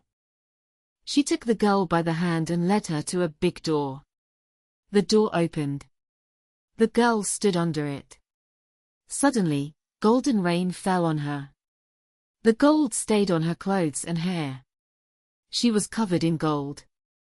"You get this because you worked hard," said Mother Holle. She also gave the girl her shuttle back, the one she dropped into the well. Then the door closed. The girl was back on the earth, near her mother's house. When she walked into the yard, the rooster cried, "Cock-a-doodle-doo! The golden girl has come home!" The girl went to her mother. Her mother and her sister welcomed her kindly when they saw the gold. The girl told them everything that happened to her. When the mother heard the story, she wanted the same luck for her other daughter. This daughter was ugly and lazy. The lazy daughter had to sit by the well and spin. To get blood on the shuttle, she pushed her hand into a thorn bush and hurt her finger. Then she threw the shuttle into the well and jumped in after it. She came to the same green meadow and walked on the same path. She came to the oven. The bread cried, "Please take me out. I am ready and will burn."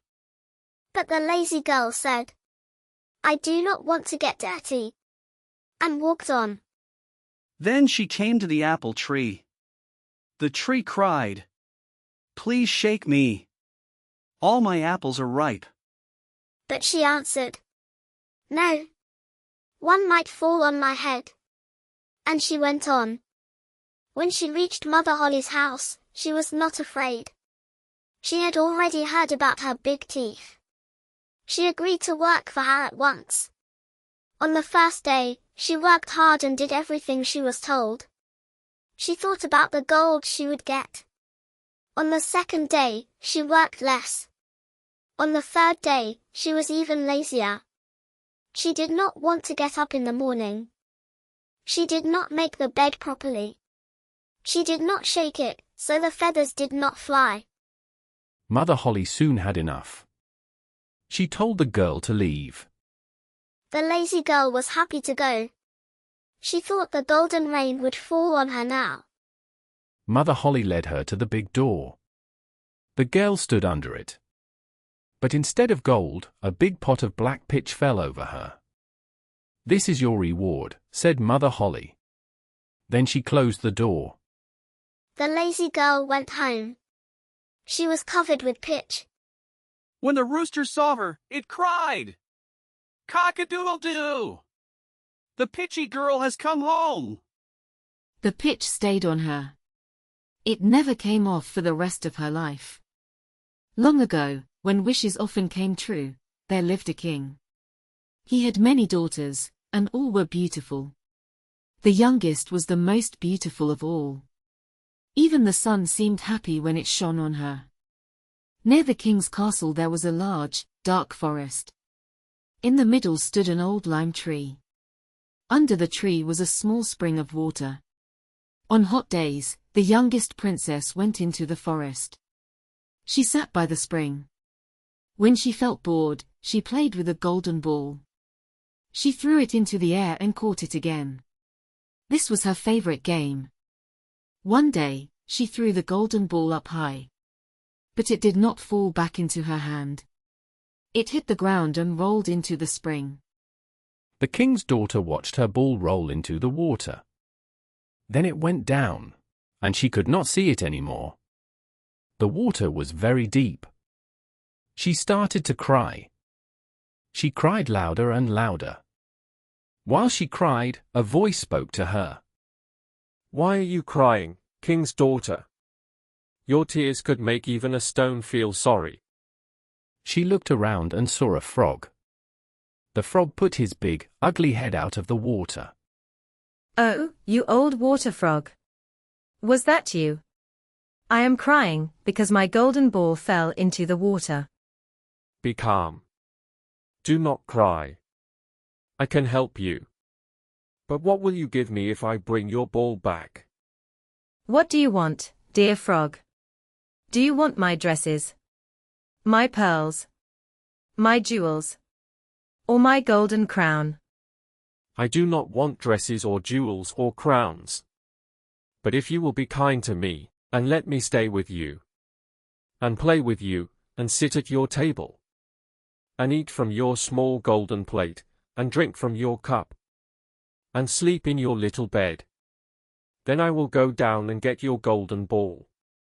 Yes, I promise all of that, if you bring back my ball. But in her heart she thought, this silly frog talks too much. He lives in the water. He cannot live with people. After she made her promise, the frog went under the water. He swam down deep. Soon he came back up. He had the golden ball in his mouth. He dropped it on the grass. The king's daughter was very happy. She picked up her beautiful ball and ran away at once. Wait, wait. Take me with you. I cannot run like you. But she did not stop. She did not listen.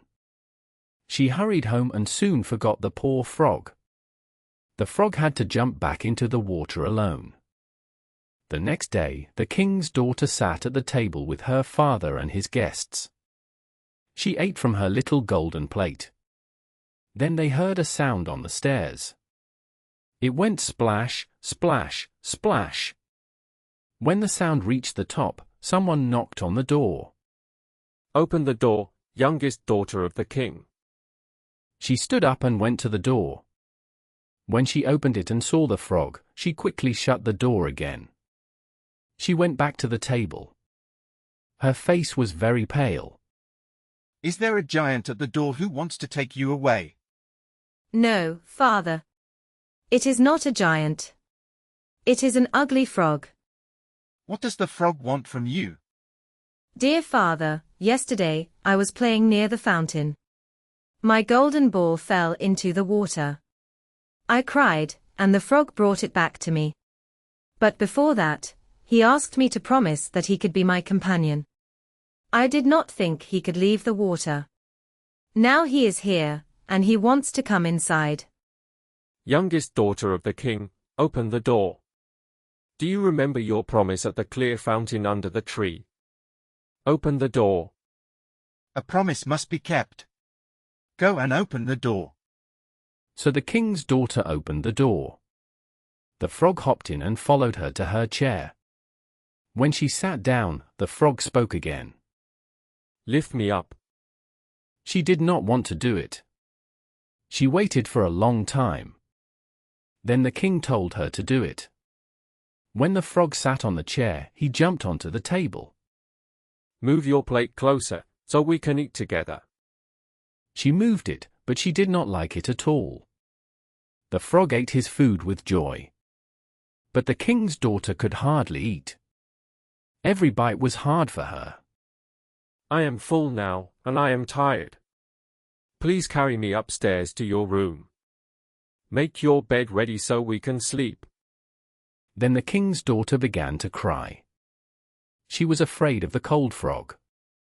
She did not want to touch him. She did not want him in her clean, beautiful bed. He helped you when you were in trouble. You must not be unkind to him now.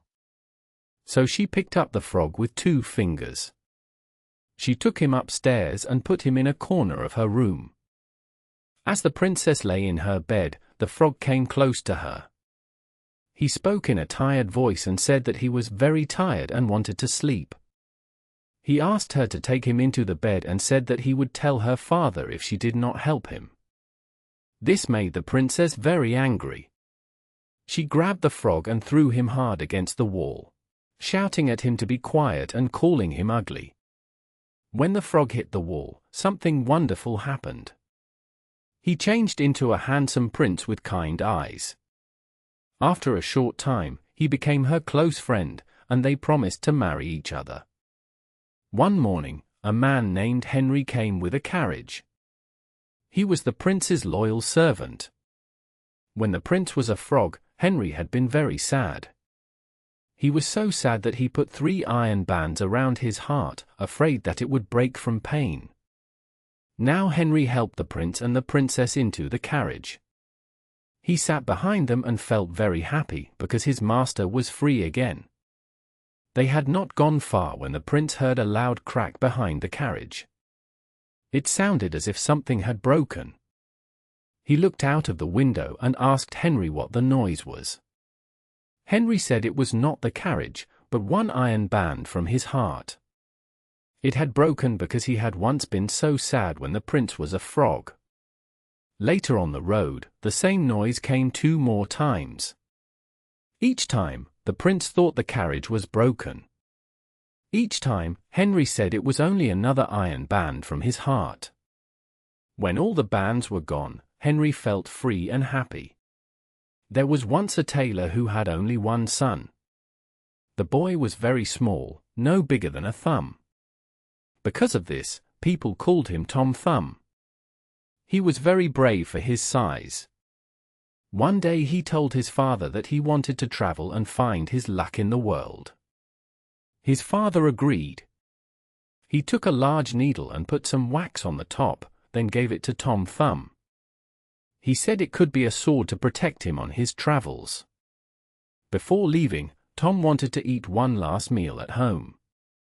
He went into the kitchen to see what his mother was cooking. All the food was ready and stood near the fire. Tom asked his mother what they would eat, and she told him to look for himself. Tom jumped onto the stove and looked into the dishes. He leaned too far over one pot. The hot steam lifted him up and carried him through the chimney. He floated in the air for a short time, then fell back down to the ground. Now Tom Thumb was truly out in the wide world. He walked on happily. After some time, he found work with another tailor, but the food there was poor. He did not like it. He told the tailor's wife that he wanted better food and said that if she did not change, he would write bad words on her door. The woman became very angry. She called him a bad name and tried to hit him with a piece of cloth. Tom quickly jumped under a thimble. He looked out and made a funny face at her. She tried to catch him with the thimble. Tom hid among the cloth pieces. When she searched there, he slipped into a small crack in the table. He stuck out his head and laughed. She tried again to hit him but failed. He then hid in a drawer. At last, she caught him and forced him to leave the house. Tom Thumb continued his journey. Soon he walked into a dark forest. There he met a group of thieves. They were planning to steal the king's gold. When they saw Tom, they thought he could help them, believing that someone so small could go through tiny spaces. One thief asked Tom if he would come with them to the king's treasure room and pass the coins out to them. Tom thought about it for a while. Then he agreed and went with them. They looked closely at the door of the treasure room and soon found a small crack. Tom was ready to go in at once. Just then, a guard saw him.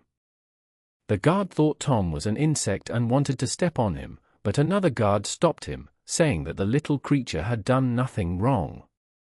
Tom slipped through the crack and went inside.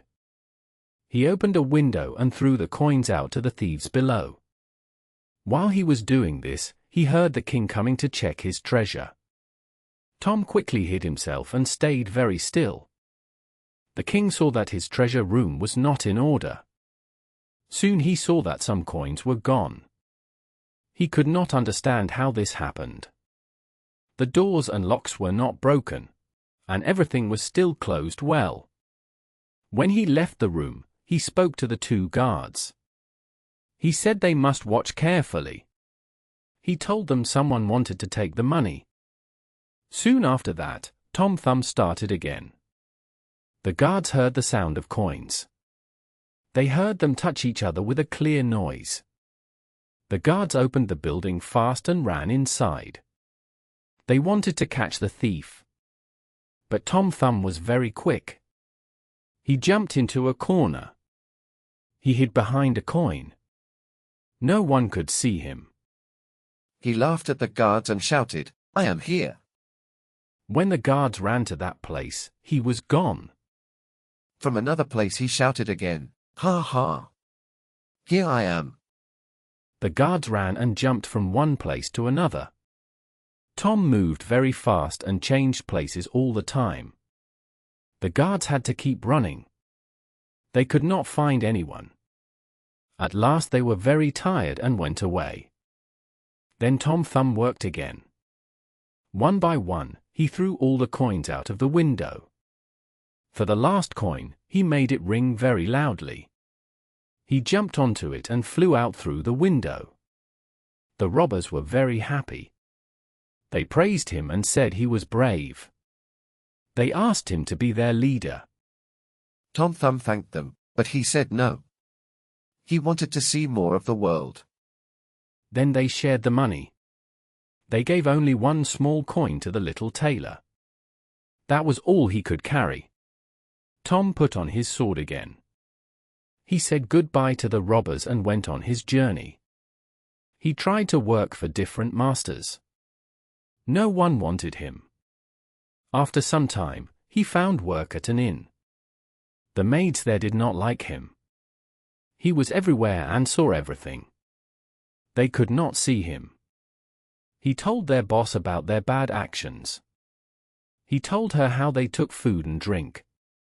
The maids became very angry. They said they would get rid of him if they could. They planned to hurt him. One day, a maid was cutting grass in the garden. She saw Tom Thumb running between the blades of grass. She cut the grass quickly where he was. She tied the grass into a bundle. No one saw her. She threw it to the cows. A big black cow ate the grass at once. Tom was inside and went down with it. He was not hurt. But Tom did not like this place. It was very dark. There was no light at all. When it was time to milk the cows, he shouted a little song. He asked if the milking would soon stop. But the sound of the milk was too loud. No one heard him. After a short time, the master came in. He said he would have that cow killed the next day. Tom was very afraid. He shouted loudly and asked to be let out. The master heard a voice. He did not know where it came from. He asked where the speaker was. Tom said he was inside the black cow. The master did not understand this and went away. The next morning, the cow was killed. By good luck, the knife did not touch Tom. He was put with the meat for sausages. When the butcher began to cut the meat, Tom shouted again. He asked him not to cut too far. But the noise was too loud. No one heard him. This was a very hard time for poor Tom. But danger made him quick and smart. He jumped this way and that way. He stayed clear of the knife. He was not hurt at all. Still, he could not get away. At last, he was put inside a sausage skin with the meat. He had to make the best of it. The space was very small. The sausages were hung in the chimney to dry. This was not pleasant. Time passed very slowly. When winter came, the sausages were taken down for a guest.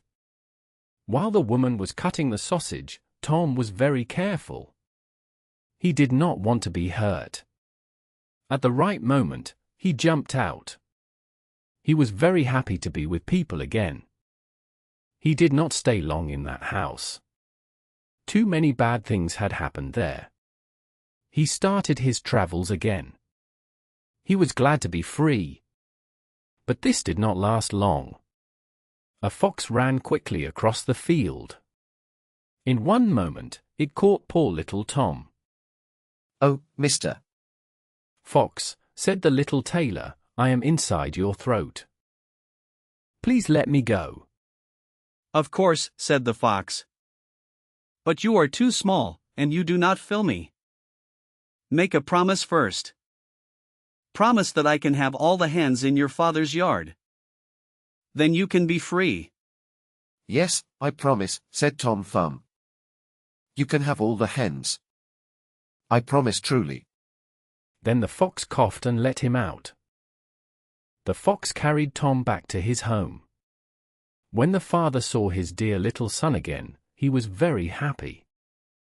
He gave the fox all his hens with joy. Father, said the little boy, I bring you a gold coin from my journey. He showed the coin that the thieves had given him. But why did you give the fox all our poor hens? Asked the boy. My silly child, said the father, I would rather have you back than all the hens in the yard. A poor widow once lived in a small cottage. In front of the cottage was a garden. In the garden grew 2 rose trees. One had white roses, and the other had red roses.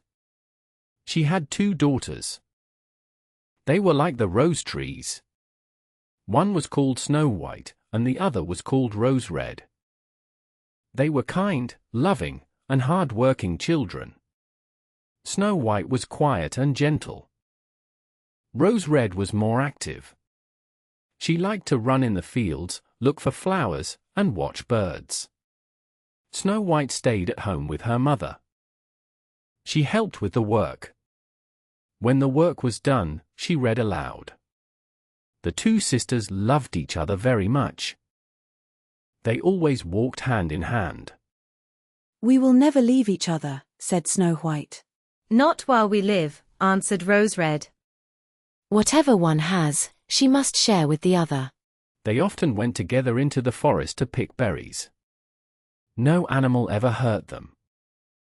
The animals were friendly. The rabbit ate from their hands. The deer walked near them. The bird stayed on the branches and sang without fear. Nothing bad happened to the children. If night came while they were in the forest, they slept on soft moss until morning. Their mother was not afraid. She trusted they were safe. One morning, after sleeping in the forest, they woke up at sunrise. They saw a beautiful child in a white dress. The dress shone like light. The child stood near them. She looked kindly at them but did not speak. Then she walked away into the forest. When the sisters looked around, they saw they had slept near a deep edge in the ground. They could have fallen if they had walked forward in the dark. Their mother said the beautiful child was an angel who watches over good children. Snow White and Rose Red kept the cottage very clean. It was a joy to see inside. In summer, Rose Red cleaned the house. Every morning, before her mother woke up, she put a bunch of flowers by her bed. The bunch had 1 white rose and 1 red rose. In winter, Snow White made the fire and put the kettle on. She cleaned it until it shone. In the evening, when snow fell, their mother locked the door. They sat by the fire. The mother read from a big book. The girl spun thread. A lamb lay near them. A white dove sat on a stick behind them, resting quietly. One evening, while they sat together, someone knocked at the door. Quick, Rose Red, said the mother. Open the door. A traveler needs shelter. Rose Red opened the door. She thought she would see a poor man. But it was a bear. The bear pushed his big black head inside. Rose Red cried out and jumped back. The lamb made a sound. The dove moved its wings. Snow White hid behind her mother. Do not be afraid, said the bear. I will not hurt you. I am very cold. I only want to warm myself by your fire. Poor bear, said the mother. Come in and lie by the fire. Just be careful not to burn your fur. She called Snow White and Rose Red. She told them the bear was kind. He would not hurt them. The girls came closer. Soon the lamb and the dove were calm again. Children, said the bear. Please brush the snow off my coat. The girls took a broom and brushed the snow away. The bear's coat became clean. After that, the bear lay down in front of the fire. He stretched his body and made a low sound, showing that he felt warm and happy. Soon they all became good friends. The children began to play with their surprise visitor. They pulled his thick fur, put their feet on his back, and rolled him from side to side. Then they took a thin stick and touched his heavy coat with it. They laughed when he made a deep sound. The bear allowed their play. Children, please stop a little. When night came, and everyone was ready for bed, the widow spoke to the bear. You may stay here by the fire if you like. You will be safe from the cold and the bad weather. The bear agreed. But when morning came, and the sun began to rise, the two children opened the door for him. He walked over the snow and went back into the forest. After that, every evening at the same time, the bear came again. He lay by the fire and let the children play with him. They grew very fond of their strange friend. In the evening, they never locked the door until he arrived. When spring came, and everything around turned green and bright, the bear spoke one morning to Snow White. Now I must leave you. All summer I cannot come back. Where are you going, dear bear? I must go into the forest. I need to watch over my treasure and keep it safe from bad dwarfs. In winter, the ground is hard, and they must stay under it. But now the sun has made the earth soft. They can come out again. When they take things, those things are usually lost forever. Snow White felt very sad when she said goodbye to the kind bear. She opened the door so he could go. As he passed through, his fur caught on a hook above the door. A small piece of fur was pulled away. Snow White thought she saw something shining like gold under the fur. But the bear went out very fast. She could not be sure of what she saw. Soon he was gone among the trees. One day, the mother sent the children into the forest to collect sticks. They found a large tree lying on the ground. It had been cut down. Near the roots, they saw something jumping and moving. At first they could not see it clearly because grass hid it. When they came closer, they saw a dwarf. He had a wrinkled face and a very long white beard. The beard was stuck fast in a crack in the tree. The small man jumped back and forth, but he could not get free. Why do you stand there? Can you not help me? What were you doing, little man? Foolish, curious girl. I wanted to split the tree. I needed small sticks for my fire. Big logs are not good for us. We do not cook much food like big people do. My tool was in the tree. I was almost done. But it jumped out and the tree closed again. It caught my fine white beard. Now I cannot free myself. And you stand there and laugh. The girls felt sorry for him, even though he was rude. They tried very hard to help him. But they could not move the beard. It was stuck too tightly. I will run and get someone else. Stupid girl. Why bring more people? 2 are already too many. Think of something better. Please be calm. I will think.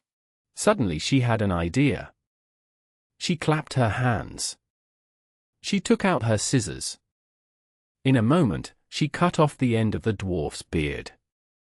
Then he was free. Clumsy children. You cut my beautiful beard, which I loved so much. Others will pay you for this. He grabbed a bag full of gold that was hidden near the roots of the tree. He threw the bag over his shoulder and walked away. He did not even look back at the children. Not long after this, the 2 sisters went to fish in the stream. They wanted to catch fish for dinner. As they came near the water, they saw something jumping toward the stream. It looked like a big insect. They ran closer to see it better. It was the same dwarf. Where are you going? You are not going to jump into the water, are you? I am not that foolish. Can you not see that a bad fish is pulling me away? Can you not see that a bad fish is pulling me away? The dwarf was sitting by the stream and fishing. Bad luck came to him. The wind blew, and his beard got caught in the fishing line. At that moment, a big fish took the hook. The dwarf was not strong enough to pull it out. The fish became stronger than him and pulled him forward. He grabbed grass and small plants near him, but this did not help much. He had to follow every turn of the fish. He was almost pulled into the water. The girls came just in time.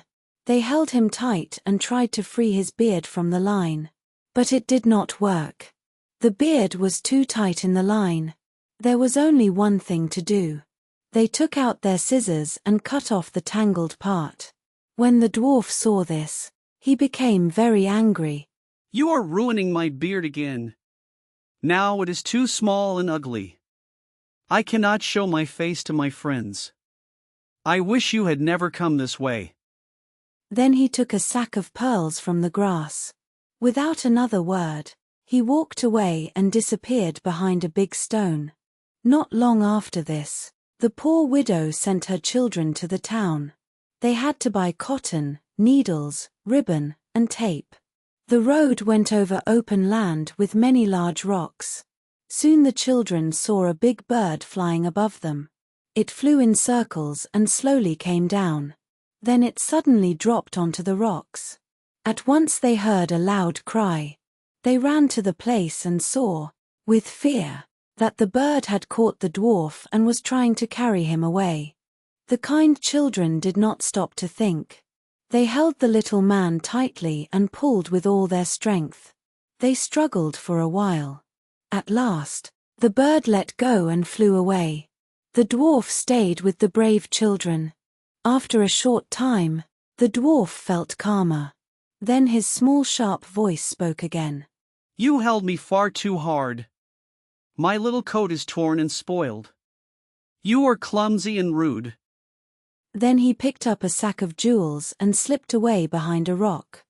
By this time, the girls were used to his rude ways. They did not answer him. They went on to the town, bought the things they needed, and then started their happy walk home. On the way back, they met the dwarf once more. He stood in an open place. He had emptied his sack of jewels on the ground. He was counting them and enjoying their shine. He did not think anyone would come so late. The setting sun shone on the stones. They sparkled with many colors. The children stopped to look at them. What are you staring at? Why do you stand there and make strange faces? His face turned red with anger. He was ready to shout more. But then they heard a deep growl near them. A big black bear came close. The dwarf jumped up in great fear. He could not reach his hiding place because the bear was too near. Please forgive me. You can have all my treasure. Spare my life. I am too small to be worth anything. Take the 2 children instead. The bear did not listen. The bear struck the dwarf with its paw. The dwarf fell to the ground and did not move. At the same time, the girls ran away as fast as they could. Suddenly they heard a familiar voice calling them. Snow White, Rose Red, stop. Do not be afraid. I will go with you. The bear came closer to them. Then, all at once, the bear's skin fell to the ground. A handsome man stood before them. He wore clothes made of gold. He spoke to them. I am the son of a king. The wicked dwarf lying there put a spell on me. He stole my treasure and forced me to live in the forest as a bear. I had to stay that way until his death set me free. So he received a fair punishment. After some time, Snow White married the prince. Rose Red married the prince's brother. They shared the great treasure from the dwarf's cave. Their old mother lived many happy years with her children. Once there was a man whose wife had died. There was also a woman whose husband had died. Each of them had one daughter. The two girls were kind to each other and often walked together. One day they came near the widow's house. Tell your father that I want to marry him. If he does, you will wash in milk every morning and drink wine. But my daughter will wash in water and drink water. The girl went home and told her father. What should I do? Marriage can bring comfort, but it can also bring pain. He could not decide. Then he took off his boot. There was a hole in the bottom. Take this boot outside. Hang it on the big nail. Pour water into it. If the boot holds the water, I will marry her. If the water runs out, I will not. The girl did what he said. The water closed the hole and the boot filled up. She told her father. He went to see it himself.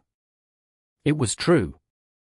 Then he went to the widow, and they agreed to marry.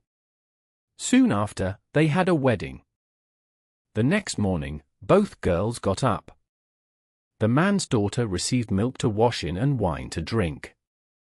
The woman's daughter received only water for washing and drinking. On the second morning, both girls received only water.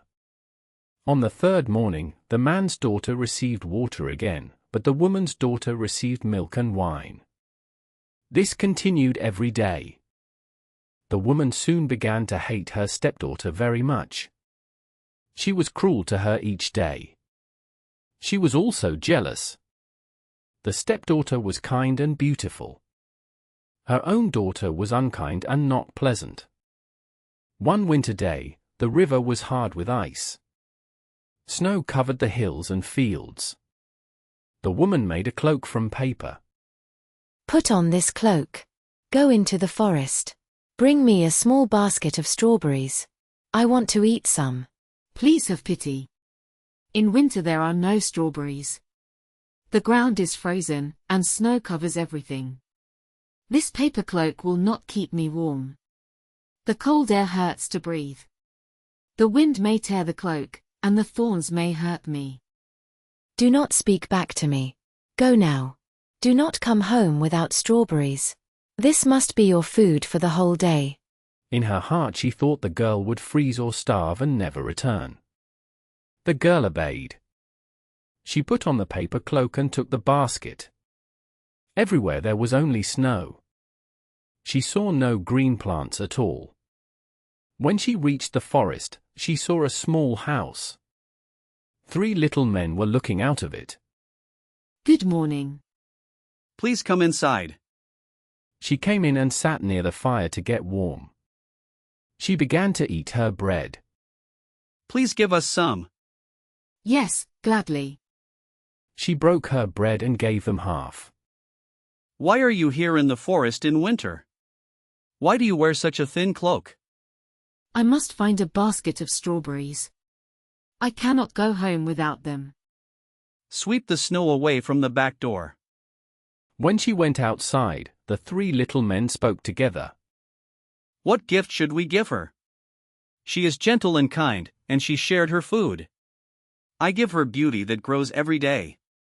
I give her gold that falls from her mouth when she speaks. I give her a king who will marry her. The girl swept the snow away as they asked. Behind the house she saw something wonderful. Red, ripe strawberries were growing under the snow. They were fresh and sweet. She filled her basket with joy. She thanked the little men and shook each of their hands. Then she hurried home to give her stepmother what she wanted.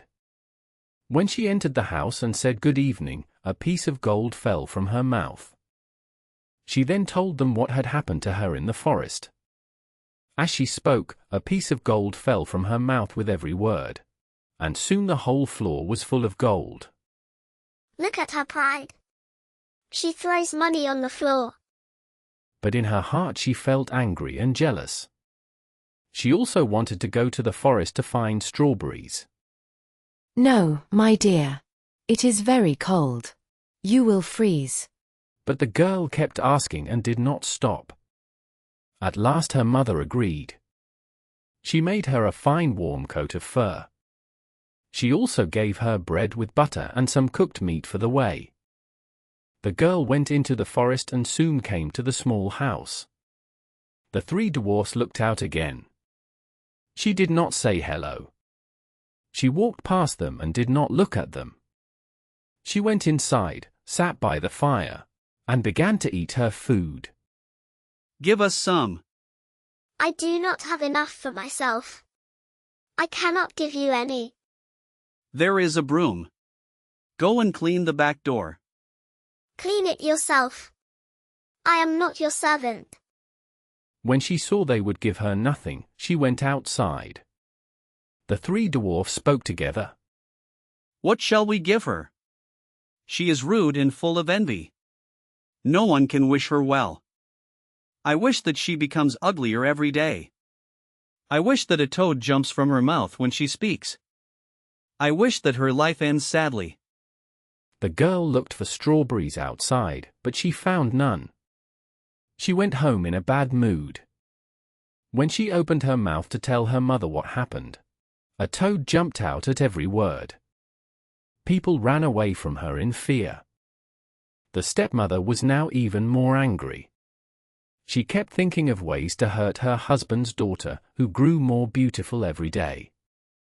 At last she took a large pot and put it on the fire. She boiled a net in it. When it was ready, she hung the net on the poor girl's shoulder. She gave her an axe and told her to go to the frozen pond. She must cut a hole in the ice and pull the net through. The girl did as she was told. She went to the pond and began to cut the ice. While she was working, a fine carriage came by. The king was inside. The carriage stopped, and the king asked her a question. My child, who are you? What are you doing here? I am a poor girl. I am pulling a net. The king felt sorry for her. He saw how beautiful she was. Will you come with me? Yes, with all my heart. She was happy to leave her mother and sister behind. She got into the carriage, and they rode away together. When they reached the castle, a great wedding was held. This was just as the dwarfs had wished. After 1 year, the young queen had a baby boy. When the stepmother heard of this good news, she came to the castle with her daughter. They acted as if they were only visiting. One day, when the king felt very happy, but he kept the queen hidden in a room until Sunday. That was the day when the baby was to receive its name. After everything was done, the king asked a question. What should happen to a person who takes someone from her bed and throws her into the river? The right thing is to put that person into a big barrel with nails and roll it down the hill into the water. Then the king said that she had spoken her own punishment. He ordered a barrel to be brought. The old woman and her daughter were put inside, and the barrel was closed. The barrel was rolled down the hill until it went into the water. There was once a poor miller who had a very beautiful daughter. One day he went to speak with the king.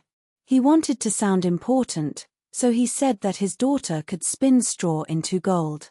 The king loved gold very much and thought this skill was very useful. If your daughter is so clever, bring her to the castle tomorrow. I want to see this myself. The next day the girl came to the castle. The king took her into a room full of straw. Start your work. If you do not turn this straw into gold by tomorrow morning, you will lose your life. Then he locked the door and left her alone. The girl sat there for a long time. She did not know what to do. She became more and more afraid. At last, she began to cry. Good evening, young lady. Why are you crying so much? I must spin this straw into gold, but I do not know how. What will you give me if I do it for you? My necklace. The little man took the necklace and sat at the wheel. The wheel turned very fast. By morning, all the straw had become gold. Spin this into gold tonight if you want to stay alive. The ring on my finger. Then promise me your first child if you become queen. The girl agreed, and the straw was spun once more. The king married her, and she became queen. She enjoyed her life and forgot the promise. About a year later, she had a beautiful baby. Now give me what you promised. Please take all the riches in the kingdom, but leave my child. No. A human child is more important to me than all the gold. I will give you 3 days. If you can find out my name, you may keep your child. All night the queen tried to remember every name she knew. She sent a servant across the land to learn new names from many places. The next morning, the little man came again. The queen tried many names. Casper, Melchior, Balthasar. She said many strange names. That is not my name. On the second day, the queen asked many people for rare and funny names. Ribs of beef, sheepshank, whalebone. This is not my name. On the third day, the messenger came back. I did not find a name. But I saw something strange. I went to a high mountain near a forest. There was a small house. A fire burned in front of the door. A little man danced by the fire. He danced on one leg and sang loudly. He said that tomorrow he would take the queen's child. He also sang that nobody knew his name. And his name was Rumpelstiltskin. When the queen heard this, she felt very happy. Now she knew the name. Soon the little man came again. Now, queen, what is my name? Is your name Conrad? No. Is your name Hal? No. Is your name Rumpelstiltskin? The little man became very angry. He screamed that someone had told her his name. He hit his foot on the ground in rage. He was so angry that he hurt himself. Then he cried loudly and ran away. After that day, the queen never saw the troublesome little man again. Once upon a time, there was a woman with 3 daughters. The first daughter was called One Eye. She had only one eye, and it was in the middle of her forehead. The second daughter was called Two Eyes. She looked like other people. The third daughter was called Three Eyes. She had 3 eyes, and one eye was also in the middle of her forehead. Because 2 eyes looked normal, her mother and sisters did not like her. They said she was common. They pushed her away. They gave her old clothes. They gave her very little food. They often treated her badly. One day, Two Eyes had to go into the forest. She had to watch the goat. She was very hungry. That morning, her sisters gave her almost nothing to eat. She sat on a small hill and cried. Her tears fell for a long time. Then she looked up. She saw a woman standing near her. Why are you crying, Two Eyes? I have 2 eyes like other people. Because of this, my mother and sisters do not love me. They push me away. They give me old clothes. They give me only food they do not want. Today I am still hungry. Do not cry. I will help you. You will not be hungry again. Say these words to your goat. Little goat, give milk. Table, appear. Then a table with food will come. Eat as much as you want. When you finish, say, Little goat, give milk. Table, go away. Then the table will disappear. After that, the woman went away. Two Eyes felt very hungry. She wanted to try at once. She said the words to the goat. At once, a table appeared. It had a white cloth. There was a knife, a fork, and a spoon. Many good dishes were on the table. The food was warm and smelled nice. Two Eyes said a short prayer. Then she ate until she was full. After that, she said the words to send the table away. The table disappeared at once. Two Eyes felt very happy. In the evening, she went home with the goat. She saw a small bowl with old food left by her sisters. She did not eat it. The next morning, she left again. She did not take the poor breakfast they gave her. The first 2 times this happened, the sisters did not think about it. But on the third morning, they began to worry. Two Eyes had left her food again. She had not touched anything. Something is wrong. She does not eat our food. She must get food in another way. They decided that One Eye should go with her. She had to watch her at the meadow. She had to see if someone gave her food or drink. When Two Eyes was ready to go, One Eye said she would come too. She said she wanted to see if Two Eyes cared for the goat well. Two Eyes understood her sister's plan. She led the goat to a place with very good grass. Come, One Eye. Sit down. I will sing to you. One Eye sat down.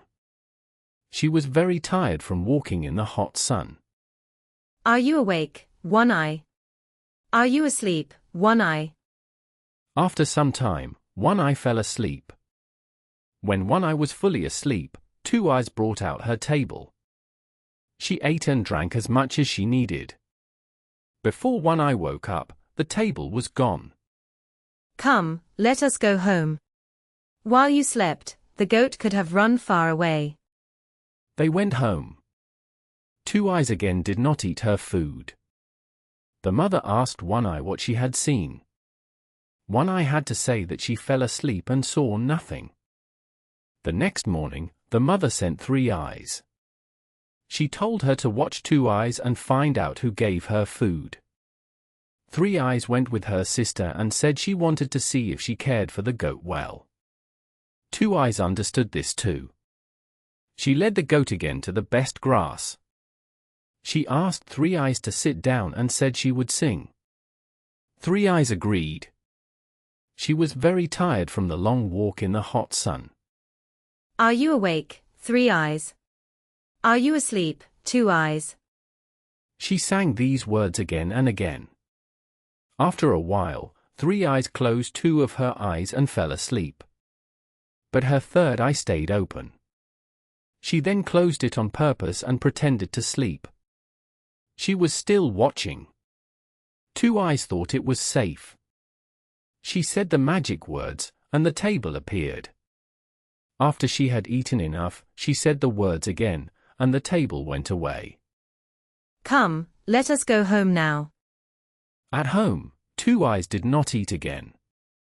Three Eyes told her mother everything. She said Two Eyes had better food in the meadow. She said the goat brought a table with good food and drink. She also said she saw it herself. You shall not have better things than us. In her anger, she took a knife and killed the goat. When Two Eyes saw this, she felt very sad. She went back to the old place and sat down. She began to cry. Soon, the wise woman appeared again. She asked why Two Eyes was crying. The goat that gave me food every day is dead. My mother killed her. Now I am hungry and thirsty. The 2 older sisters did not know how the tree came to that place. But Two Eyes knew the truth. She saw that it grew where she had buried the goat's insides, and she understood that the tree came from them. When the mother saw the tree, she told One Eye to pick some fruit. One Eye went to the tree. She pulled a branch to reach the apples, but the branch jumped back from her hands. This happened every time she tried. At last she stopped, because she could not get even 1 golden apple. Then the mother said to Three Eyes, You climb the tree. You can see better than your sister. Three Eyes tried, but she had no more luck. When she touched the apples, they moved away at once. The mother became angry and climbed the tree herself. But she could not get any fruit either. She held only empty air when she thought she had an apple. Then Two Eyes said quietly, "Let me try. Maybe I can do it." Her sisters laughed at her. They said she could not do better than them. But Two Eyes climbed the tree. When she touched the branches, the golden apples stayed in her hands. She picked many apples very fast. She filled her apron before she came down. Her mother took the apples from her, but she did not thank her. The two sisters did not become kinder. They felt more jealous than before. They treated Two Eyes even worse, because only she could pick the fruit. One morning, not long after the tree grew, the three sisters stood under it. Far away, they saw a young knight riding toward them. "Hurry, Two Eyes. Go away and hide. We do not want him to see you." They pushed an empty barrel over her. It also covered the golden apples she had just picked. Soon the knight came near. He was a handsome man. He stopped to look at the silver leaves and golden fruit. He asked who owned the tree. He said he would like a branch from it. One Eye and Three Eyes said the tree belonged to them. They tried to break off a branch for the knight, but it was useless. The branches and fruit moved away when they touched them. This is strange. You say the tree is yours, but you cannot pick its fruit. The sisters still said it was theirs. While they spoke, Two Eyes rolled a golden apple from under the barrel. It rolled to the knight's feet. She did this because she was upset that her sisters did not tell the truth. The knight was amazed when he saw the apple. He asked where it came from. One Eye and Three Eyes said they had another sister. They said she could not be shown, because she had only two eyes like other people. I want to see her. Two Eyes, come here. She came out from under the barrel.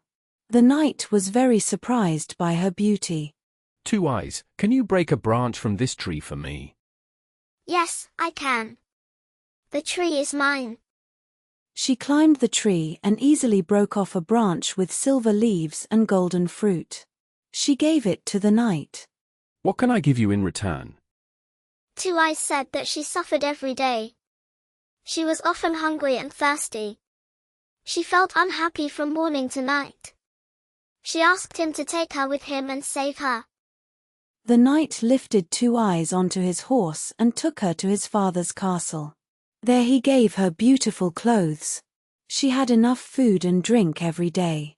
His love for her grew very strong. Soon he married her, and their wedding was very happy.